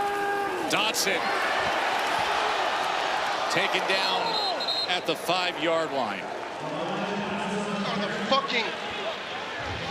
I need to see this goddamn film. What we got here, Cap? Hey, double rover. Come on, hurry up. Here we go. Orlando, tonight. Dotson again. And this time, Cap's defense corrals him near the 4. Hurry up. Some of the messaging at halftime was they have to adjust to that hurry up offense. Hey, heat him up right now. Just get the ball out fast. Let's go. First and goal for Orlando. Come on, double right. Rain, coach. What we got, coach? Send a little blitz. So they should have no gaps to run the ball. Let's go and get in it. Dotson on the pitch, and he can't control it. And with that, the defense is able to get the tackle for loss back at the 9-yard line. It was O'Donnell Fortune making that stop. Hey, let's go double over. Hey, let's go Toby double over. Toby double over. Yeah, and it wouldn't have mattered there. It was really good contained on the outside by both secondary players. Here we go. Trying to weak. Going hands on the What we got, Coach? We got a call called double rover, where we're going to match the slots. We're going to go ahead, play man-to-man on it, have a double on these guys. So a little bracket coverage on Chris Rowland in the slot. One-on-one on the outside. Play action, Plummer to the end zone. Chris Rowland makes up for it. Touchdown, Orlando.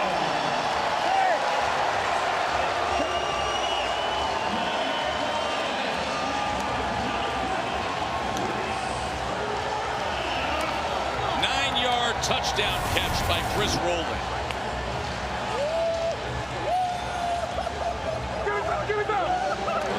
Great job getting his feet down, securing that catch. By the way, you only need 1 foot down in the UFL this year. That's one of the new rules. UFL requires only 1 foot in bounds for a legal catch, adopting the college football rule. Everything is to enhance scoring and entertainment, as you heard from Mike Rapoli. And the extra point from Michael Lance, a 94-yard drive, a 9-yard touchdown catch by Chris Rowland. You heard Captain Munnerlyn talking about Rover. So what should happen here is double coverage on Rowland right here. This guy should have the outside, and this safety right here should have the inside. He moves at the last second, loses inside coverage. There's miscommunication there. The nickel then jumps inside. Nobody actually guarded the inside from the second level, and Rowland was wide open. So miscommunication on bracket coverage led to that touchdown for Chris Rowland. The call was right. Miscommunication, and Chris Rowland makes up for the penalty. It's 23-6 Orlando.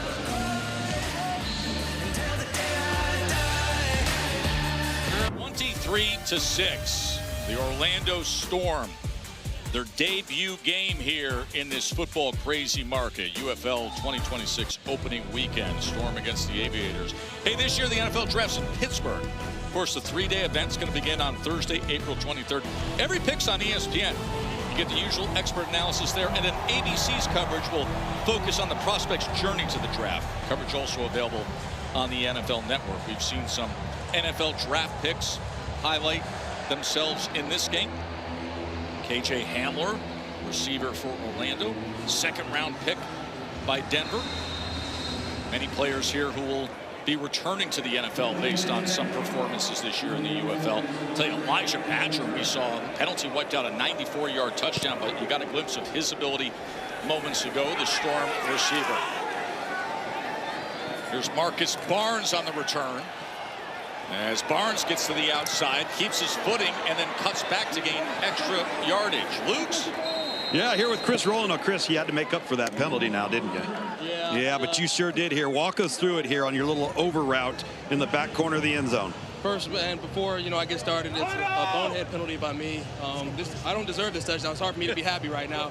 This is an Elijah Badger touchdown. I take full accountability for that, but right here we have a simple play action concept with a deep over and a post. KJ did a good job running the corner route, clearing out, leaving space.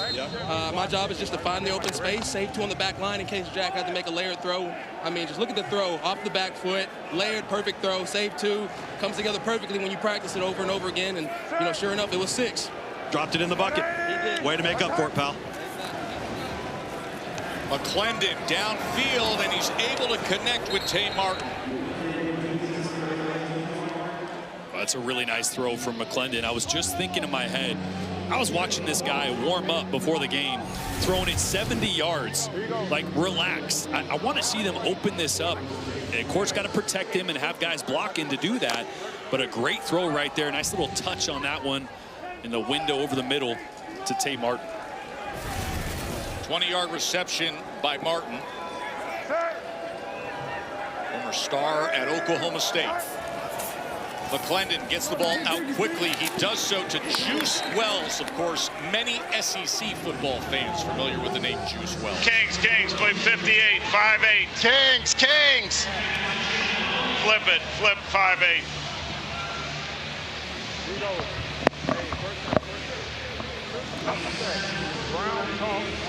First down.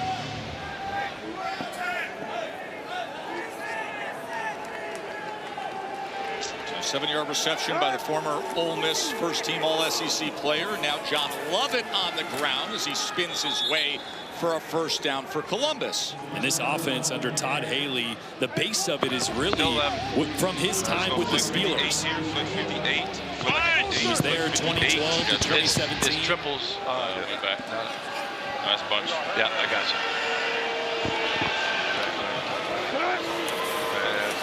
Play action. McClendon able to keep it alive and then second threw it 10. behind the intended target, John Lovett. Kings personnel. Kings.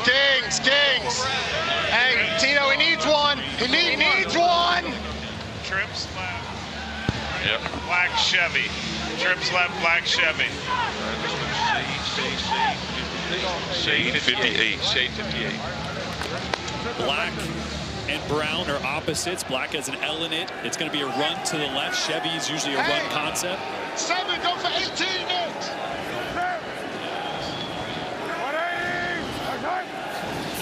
Or not.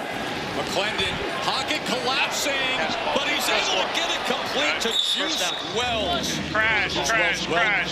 Traveled. Come on, Lando! South Carolina, then the success at Ole Miss. Well, it's a really good job from Juice Wells. He's going to turn his head. He's going to throttle a little bit. See him slow down just a hair so he doesn't run himself into the safety. Lovett lowers the shoulders and gets it to the 10-yard line. This is a pro system, so Todd Haley puts a lot on the plate of Jalen McClendon. A lot of double calls, so he'll have the opportunity to change the play at the line of scrimmage. Brown Warrior Seal. All right, Monday, ready? 2-2. Brown Warrior Seal. As we learned, black and brown, not directions. They are pass protections in this offense. 2-by-2 here on 2nd and 7 for Jalen McClendon.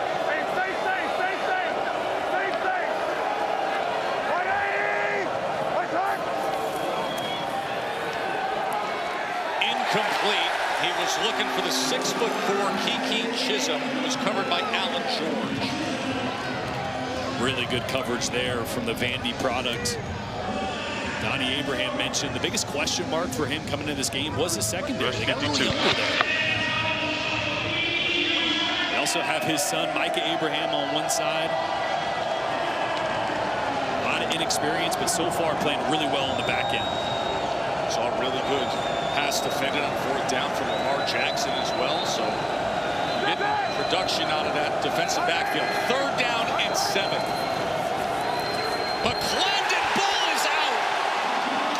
And Columbus is able to fall on it. That was the center farting off, but good pressure from the defensive front for Orlando. Boy, they actually put Chris Garrett, the defensive end, inside in the C gap, and they put big boy on the outside. Who was that? 98 Willie Yarbury on the outside at defensive end. So you got 330 pounds on the outside and your quick guy on the inside working on a guard. A great little wrinkle there from Donnie Abraham. Final seconds of the 3rd quarter. And we'll hit zeros there just as Ryan Coe was lining up for a field goal attempt. So the Orlando Storm take a 17-point lead for now into the 4th quarter. Opening weekend of the exciting UFL 2026. A quarter to go.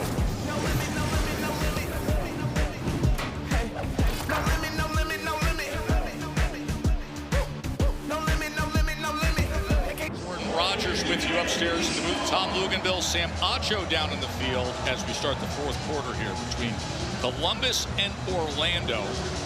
Columbus with an 8-play drive that has set up the opportunity for Ryan Coe's field goal attempt to start this 4th quarter. And keep in mind, when you look at a score in the UFL, Jordan, obviously, you can have 9-point possessions. You can have 4-point field goals. You're really never that far out of it. Yeah, instead of an onside kick, you can go for it for a 4th and 12 from your own 28. So a lot of ways to get back in the ball game, even late in the 4th quarter. And that is what Columbus is attempting to do here. Ryan Coe. As they start the fourth quarter, closing in to this lead. It's a 2-touchdown margin for Orlando. Let's bring in our ESPN betting analyst, Pam Maldonado, for an update. Pam? Guys, a couple of betting options that cash from pregame is anytime touchdown. That's a market that you want to pay attention to. Jashaun Corbin, plus 110 for an anytime score. He was plus 750 for 2, and it was actually his first career game with multiple scores. He was actually somebody that we probably should have paid attention to. He led the UFL in rushing yards last season. It makes a lot of sense. Chris Rowland was also another player that cashed anytime score, plus 150. He has yet to have 2, but he is 10-1 from pregame. Now, the player that we have not seen score was the betting favorite, Toa Taua. He was plus 105 coming into this game. Why haven't we seen him score, Joe? Because this is a rush-heavy offense from the Aviators, hitting a brick wall against this defense. So potentially, it's still there for him. Very well, Pam. 23-9. Start this fourth quarter, 8 points away from hitting the over.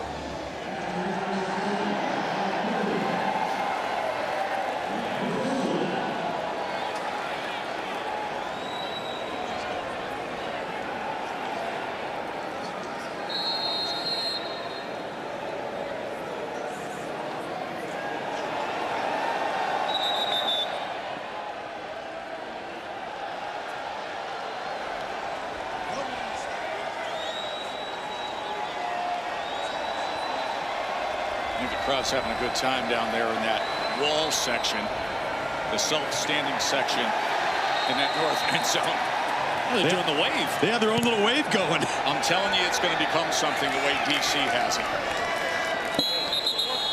Tonight's game flow is brought to you by Progressive. There's been a lot of action. Jashaun Corbin got it there. A great little cutback to extend this Orlando lead. And then Jack Plummer, almost a no-looker there as he's falling off his back foot. Chris Rowland got behind the coverage and finished it off. This is a really, really important drive for the Storm, also for the Aviators. The Storm have been able to put together long drives, almost at will. Aviators need to find a way to get to Jack Plummer, force a bad decision, force the ball to get on the ground, try to get back in this game.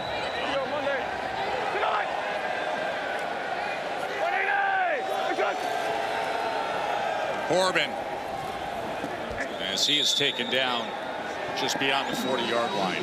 That was Fred Tompkins with the tackle. Tompkins had what could have been a pick-6 opportunity earlier tonight. You see the slate of games coming your way next week across the UFL. We will be back here in prime time on Saturday night for Louisville to visit Orlando.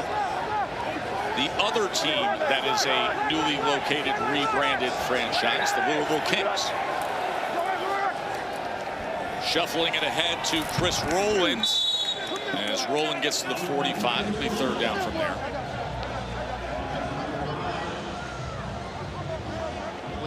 Left, Rapoli left, Rapoli left. Give him the ball. Kyrie, let's get home. Let's go Green. Let's go Green, strong to a couple. Green, strong to a couple. Here we go. I'm going to cover. Just talk to me. Looks like quarters. Third down and 5. Z Dover, X Fence, H Choice.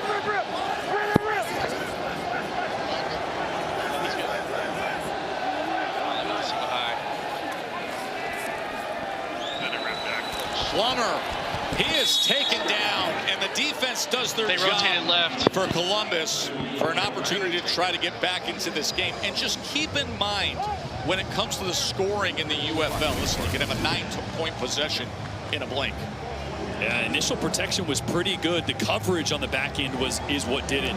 You heard Z Dover. They were trying to hit a deep crossing route, but it got matched underneath with safety help over the top. So nowhere to go with the football for Jack Plummer, despite initial protection being pretty good. They're not coming.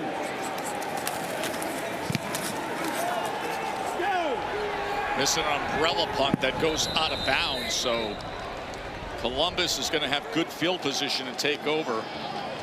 Under 13 minutes to play, but we're mentioning it. Listen, you got to sort of undo your football thinking a lot of times. When it comes to the UFL, you are bringing up the opportunity for not just the points you can score. You can have a 9-point possession, but you can regain the ball with your offense. Yeah, you can, instead of an onside kick, you can retain possession, but people are probably looking at 9 points. What do you mean? Remember, you can go for 1, a normal PAT, you kick it from the 33-yard line, you go for 2 from the 2-yard line, or you can go for 3 points from the 8-yard line. It was the 10 last year. They moved it up a little bit. So you have the opportunity to score a touchdown for 6 points, go for 3, and really jump back into this game. A lot of ways the UFL is really exciting down the stretch. See what Jalen McClendon, quarterback for Columbus, can come up with here. Set up the inside screen to Martin. And Tay Martin is taken down at the 42. He's a guy I thought would get going a little bit more than he has tonight. McClendon just hasn't had the time. Tay Martin was on the Commanders last year, played in 3 games. Got released and trying to get back in the NFL.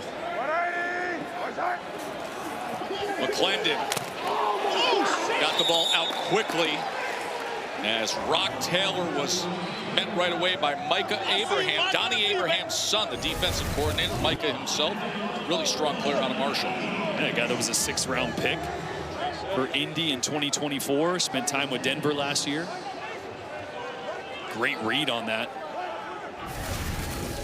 I think that was Tom Luganville wearing the hat.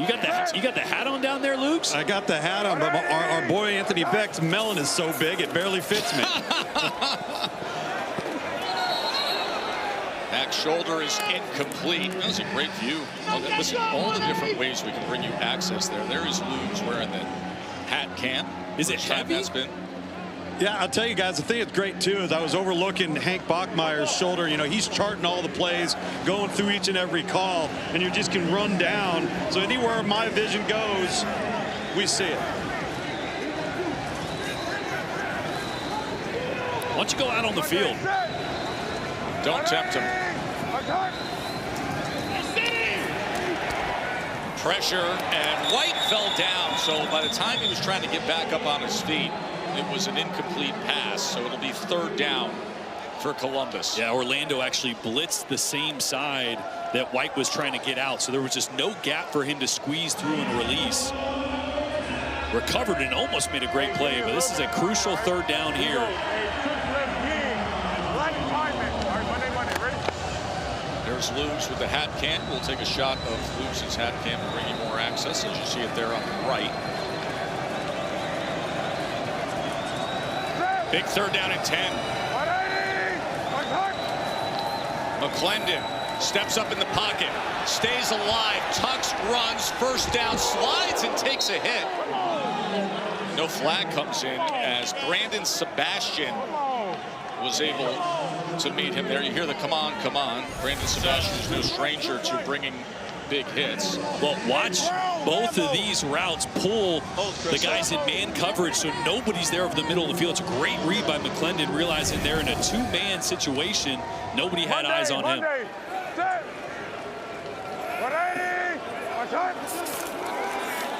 McClendon drifting backwards, and it's incomplete as he was trying to connect with Alize Mack. Boy, just the fact that he got that ball off under Tell pressure. your back to get a chip if he can here. Play 59, 5-9. Brown Skittles F Snag. Skittles F Snag. Sounds like a fun one. Jordan, it sounds like Todd Haley's getting a little concerned about the edges right there, making sure that back gets a chip. Yeah, and you just heard McClendon turn to White and say, hey, chip for me, chip for me. So you're going to see him help the left tackle out. 2nd down, McClendon, as he dumps it down underneath to White. It's 3rd down. You got 3rd and about 8. Heather trips right, or Heather trips, Heather bunch left, Heather bunch left. Rush 58 press, rush 58 press. Wide Hurry, get him off Cadillac, the field, get him black off the wide field. Cadillac. Hey, Cadillac.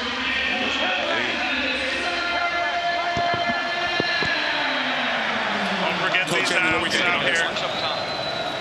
We got a man beater and a zone beater, so either one, if we can protect, is the biggest issue. 3rd down and 7. McClendon does get it complete. Trying to get ahead is Gunnar Oaks, but he's going to be short of that line to gain, so it's 4th down. Yeah, but not bad. You got about half of it back, so you give Todd Haley a little easier play call here at 4th and 5. Tackle by Deshaun White. Hey, listen. Hey, just Black Pringle. 4th down, Coach Haley, what do we think? Black Pringle. I'm thinking that we got a decent chance to get man because it's 4th and 5. Nickel press. We may get some pressure, but it looks like it's going to be man here, or at least the single high zone. Columbus needs it right here. 4th down. McClendon gets it complete. Guys. Gunnar Oaks, the tight end. They didn't check the cover 2 the last couple. And this is a great job because they end up rolling to cover 2, actually. So they have a man beater on. They roll to cover 2. McClendon identifies it, puts this ball right on his tight end. That's a really good job. As that play was called to beat man coverage. So a 10-yard reception by Oaks on 4th down. McClendon has time, gets it complete again. Down to the 10-yard line, he connects with Kiki Chisholm, the former Mizzou Tiger. A flag is down. We'll check on that. Holding, offense number 75. 10-yard penalty from the previous spot. It's 1st down. Former UVA star left tackle Ryan Nelson. Oh, he's so holding. Yeah, he's so used to these speed rushes on the outside. That time, I think it was Chris Garrett. Started outside, made a move back inside. This is our ref cam. It was actually Keyshawn Banks did a great job of setting that up, getting to the inside, and Nelson had to hook him. Otherwise, that would have been a big negative play. And ref cam showing the first Columbus offensive penalty tonight.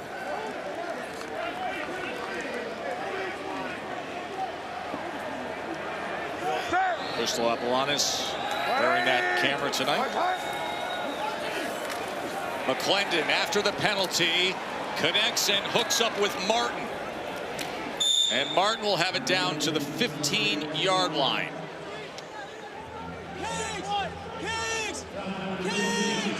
Another good job by McClendon of stepping up. The 2nd and just a yard. It's a big drive here for Columbus to get right back into this. Tawa, as he muscles his way ahead to move the chains. 1st down. Whenever you're ready, Z, you can go back. Okay, the Jacks. Jacks! Jacks! Flip 62. Jacks! Flip 62. Kiki! As he's trying to get Zaquandre White back in the game, he said, see you whenever you're ready. Go back in there, but Toa Tawa still in there. You hear Y Cadillac. It's a call we heard earlier in the drive. You heard him say hurry up, by the way. This drive is over 6 minutes long. They've got to come away with something here. Trailing by 14 points. McClendon goes shallow underneath the Tawa, and Tawa cuts back and gets it inside the 5-yard line to about the 3. Lightning.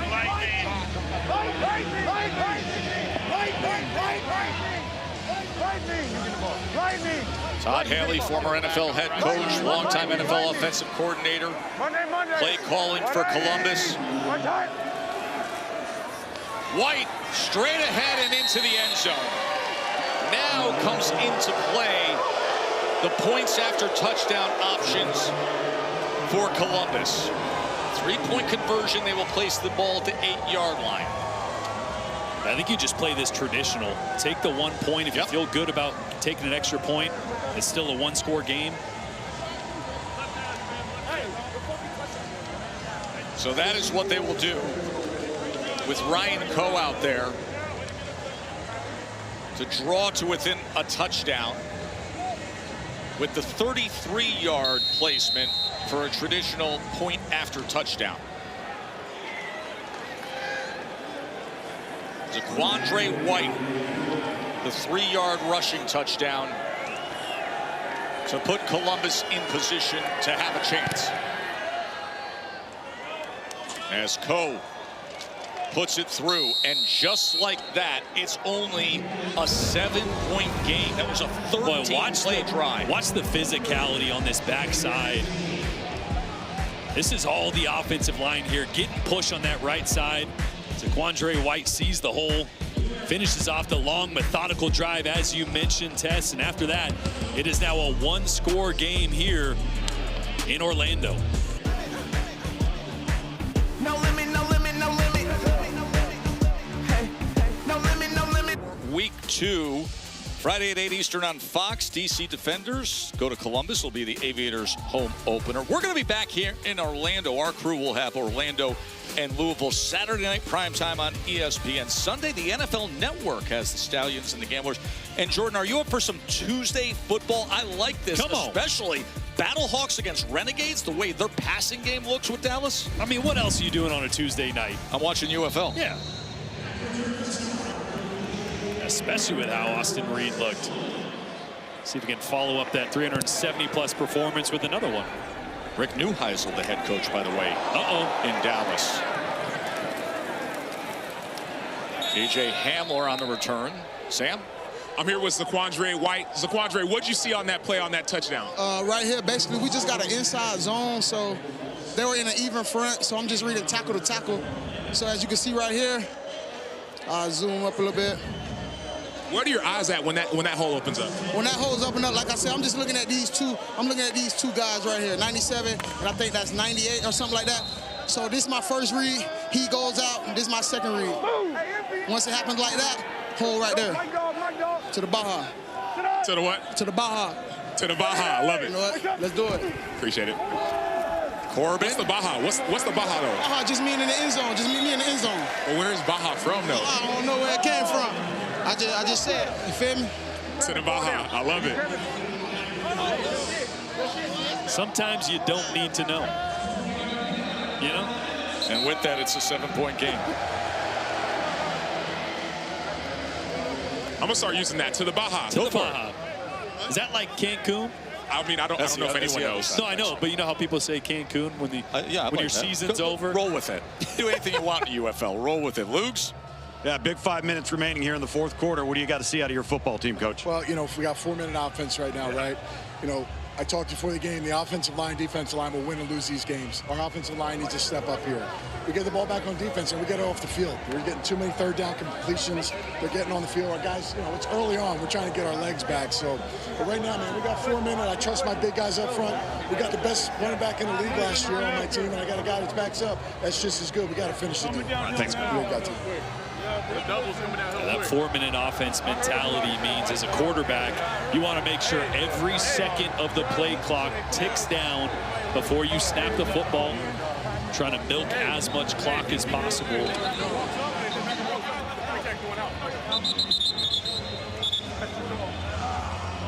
Henry Black was slow to get up after the last play. The safety for Columbus. Sam? Cap, so they're talking about 4-minute offense. What are you thinking about on the defensive side? I need to get them behind the chains on first down. We can try to hopefully get our offense back the ball. What'd you call? I call a blitz. I call a blitz off there. You can't say it. You can't say the name of the your name of it. Okay, that means it might be PG-13. By the way, Cap Munnerlyn may be the most entertaining coordinator in the league. Here's Corbin on first down as he is upended at about the 38-yard line. I think sometimes there could be certain play calls that you may not be able to say on TV, but it is a blitz, and I'm not going to start guessing. It's probably not Baja, though. Let's just know what the next one is. Hey, give me somebody. Hey, go. Under 4.5 minutes to play. Columbus defense looking for a stop. Coach, what we got? Got an 8-man box right now. Try to stop this run because I know they're trying to run their 4 minutes offense, so we're trying to stop the run right now. So they load the box on 2nd and 4. You hear it from the defensive coordinator himself. Jay-Sean Corbin, the former Florida State star, is the lone back for Orlando with a touchdown lead under 4 minutes to play. 5 D linemen, 3 linebackers in there. There is the run by Corbin on 2nd and 4. They do a good job by having the numbers game with the stop. You could hear them talk on the sideline saying, get down, telling the safety to get down and get that 8th man in the box. Let's see what they got on this next play. Let's go. Let's get him up. Hurry.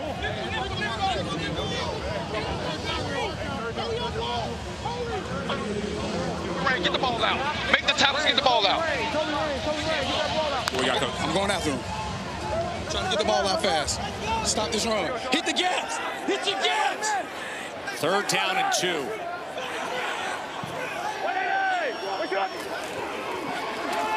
Straight ahead goes Corbin.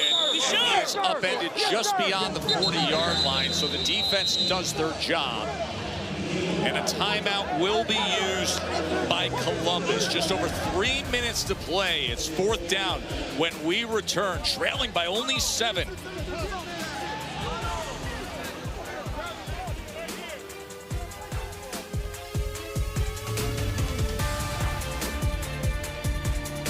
Star player making his head coaching debut. His Columbus Aviators are trailing by 7 in the 4th quarter here. Opening weekend of the UFL on the road against a very good Orlando team who's facing a 4th and 1 from their own 41.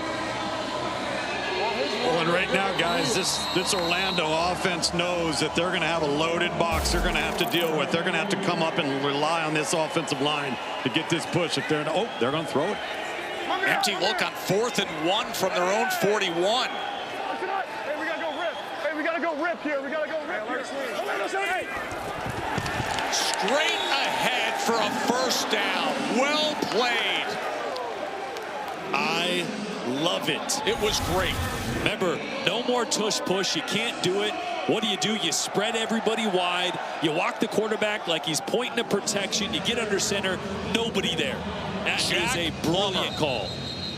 A brilliant 4 call yards by a first-time offensive coordinator. Calling plays for the first time in his career is Colin Thompson. Excellent play call by Colin Thompson.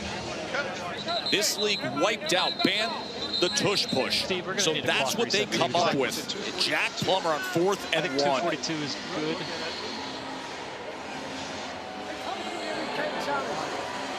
Bring it all the way down. They're not. Get them.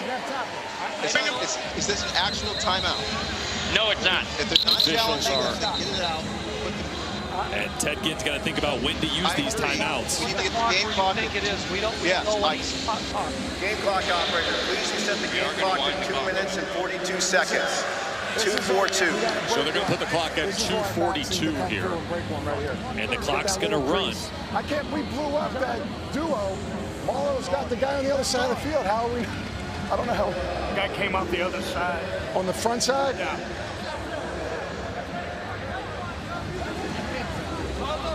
Anthony Beck. We got 12. We got 11. Had such success as St. Louis's head coach. Moves over here to Orlando. He's got that extra staff of his, but a lot of faith in Colin Thompson, his play caller, former NFL tight end. And he delivered there on 4th and 1.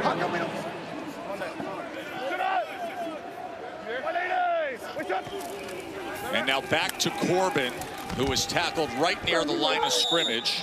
That was Kenny Willekes, former Michigan State defensive lineman, making the tackle for Columbus. Well, Jack Plummer left about 7 seconds there on the play clock when he snapped that with the clock running. Got to pay attention to that. Let every second tick off this clock as we get closer. We're good. 2 minutes. To the 2-minute warning. And Anthony Beck was letting him have it, too, after that play. There when they threw a flag. Why don't they get, why don't we pump it? Because chance to listen in to Coach Beck as his team has arrived to the 2-minute warning with a 7-point lead. Columbus still with 1 timeout remaining. Because they couldn't. We'll take a short break and see the final drama here on opening weekend of the UFL. Don't go anywhere.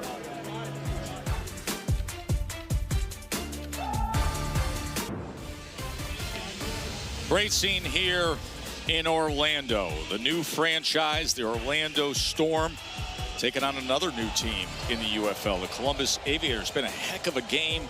Just a touchdown margin here as we're on the other side of the 2-minute warning. Orlando, Anthony Beck's team looking to close things out here.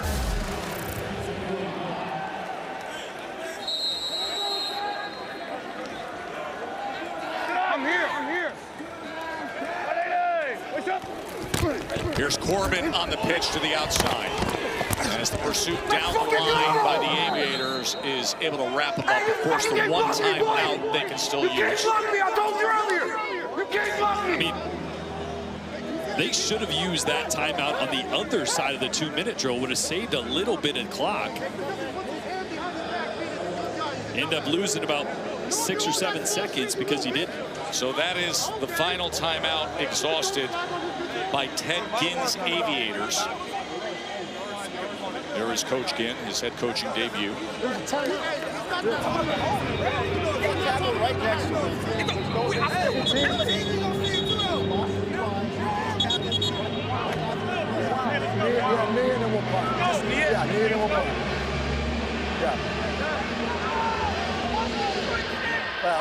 yeah, we can do that.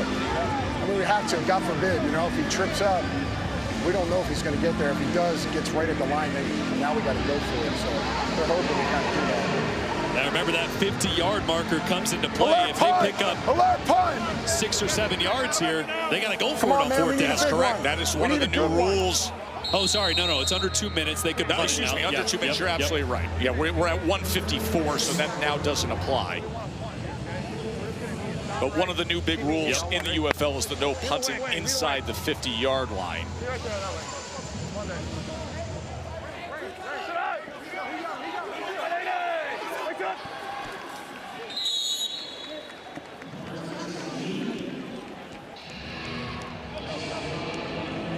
So with that, they will send out the punt team. Jack Browning will come on out, former San Diego State punter. So we heard Beck say there, you know, if we get on the other side, we'll have to go for it. Kind of like I was thinking in my head. I wonder if they maybe thought that. You still had to go for it on the other side of the 50, because I would at least hand it off there. Or, I mean, it's a one-score game. I think they did, Jordan. I think they were worried about getting it, and then they're stuck. I know, which I thought for a second, but that's not the case. That was a good punt by Browning. It goes a little too good, as he was able to get it off and sky it into the end zone. Yeah, this is these new rules, coaches are thinking about a lot of things. I don't think taking a knee there was the right play. Now, it might have resulted in the same exact thing, but you didn't have to go for it if you gained 5 or 6 yards. So I think you should have tried to. Right. But listen, break a tackle to or the something. coaches this week about there are so many new rules, so many different game situations that you got to figure it out almost like in real time when you're put into the crucible of the pressure of a game on the line. We just experienced one of those. So now here we are with 1:06 remaining, and Jalen McClendon trotting out onto the field. Todd Haley, the veteran NFL play caller and head coach, will be guiding him. And let's see what they can do with no timeouts remaining. So now we go Jalen McClendon and the Columbus Aviators trying to have a little late game magic. Just a 3-man rush. They drop 8. They go shallow underneath to Chisholm. And Chisholm splits tacklers and goes out to the 35. Trips left, Chevy, black Chevy, trips left. Formations again, odd formation. So Chevy was the big play they had down the seam earlier in the game to Juice Wells. Under 50 seconds to play. They go to Tawa out of the backfield, who is smart to get out of bounds. Big moment here for Jalen McClendon, remember the 30-year-old. Trips left, black Chevy slide,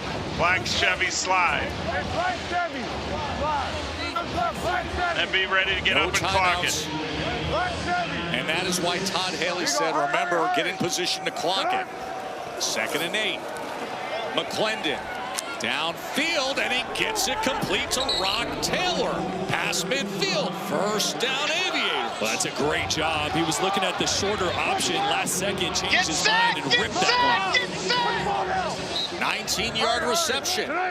And they do indeed clock it with 33 seconds remaining in the game. Remember, Jalen McClendon's 30 years old. He's only started 11 games since high school. Wow. In 2013.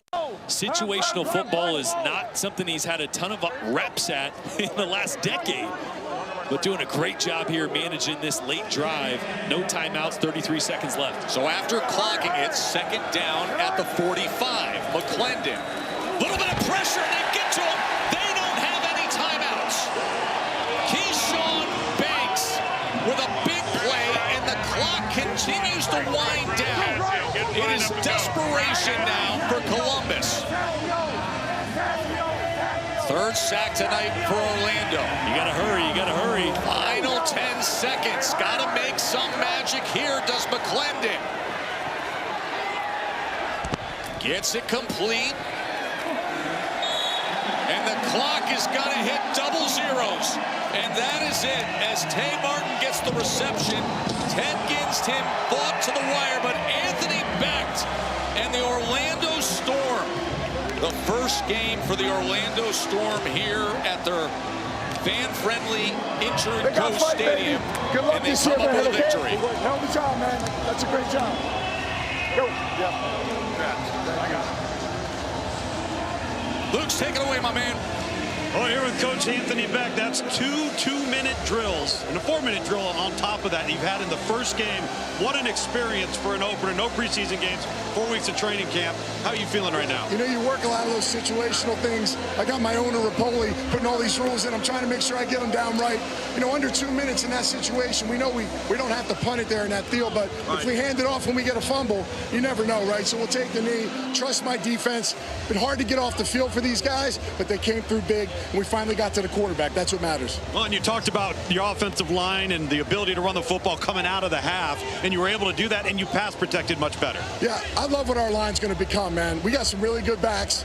That second half was indicative of what we can be. Those first two drives coming out the half, the adjustments that we made, that's what we want to be, right? But, hey, inaugural win for Orlando. We're 1-0, right? All we do is win, win, win. My man's in the house, right, DJ Khaled? That's a good one, man. 1-0. That's all right. Congratulations, brother. Good to see you. DJ Khaled put on a show at halftime, and Anthony Becht's team put on a show on the field. He mentioned his offensive line, the running backs, Jashaun Corbin with 2 rushing touchdowns tonight. Orlando is 1-0. Columbus fought hard. We'll be back here in Orlando next week on Saturday night for Week 2 action. For Jordan and Sam and Tom, I'm Joe Tessitore. Enjoy the rest of your night. Thanks for watching the UFL. SportsCenter's next. No matter what.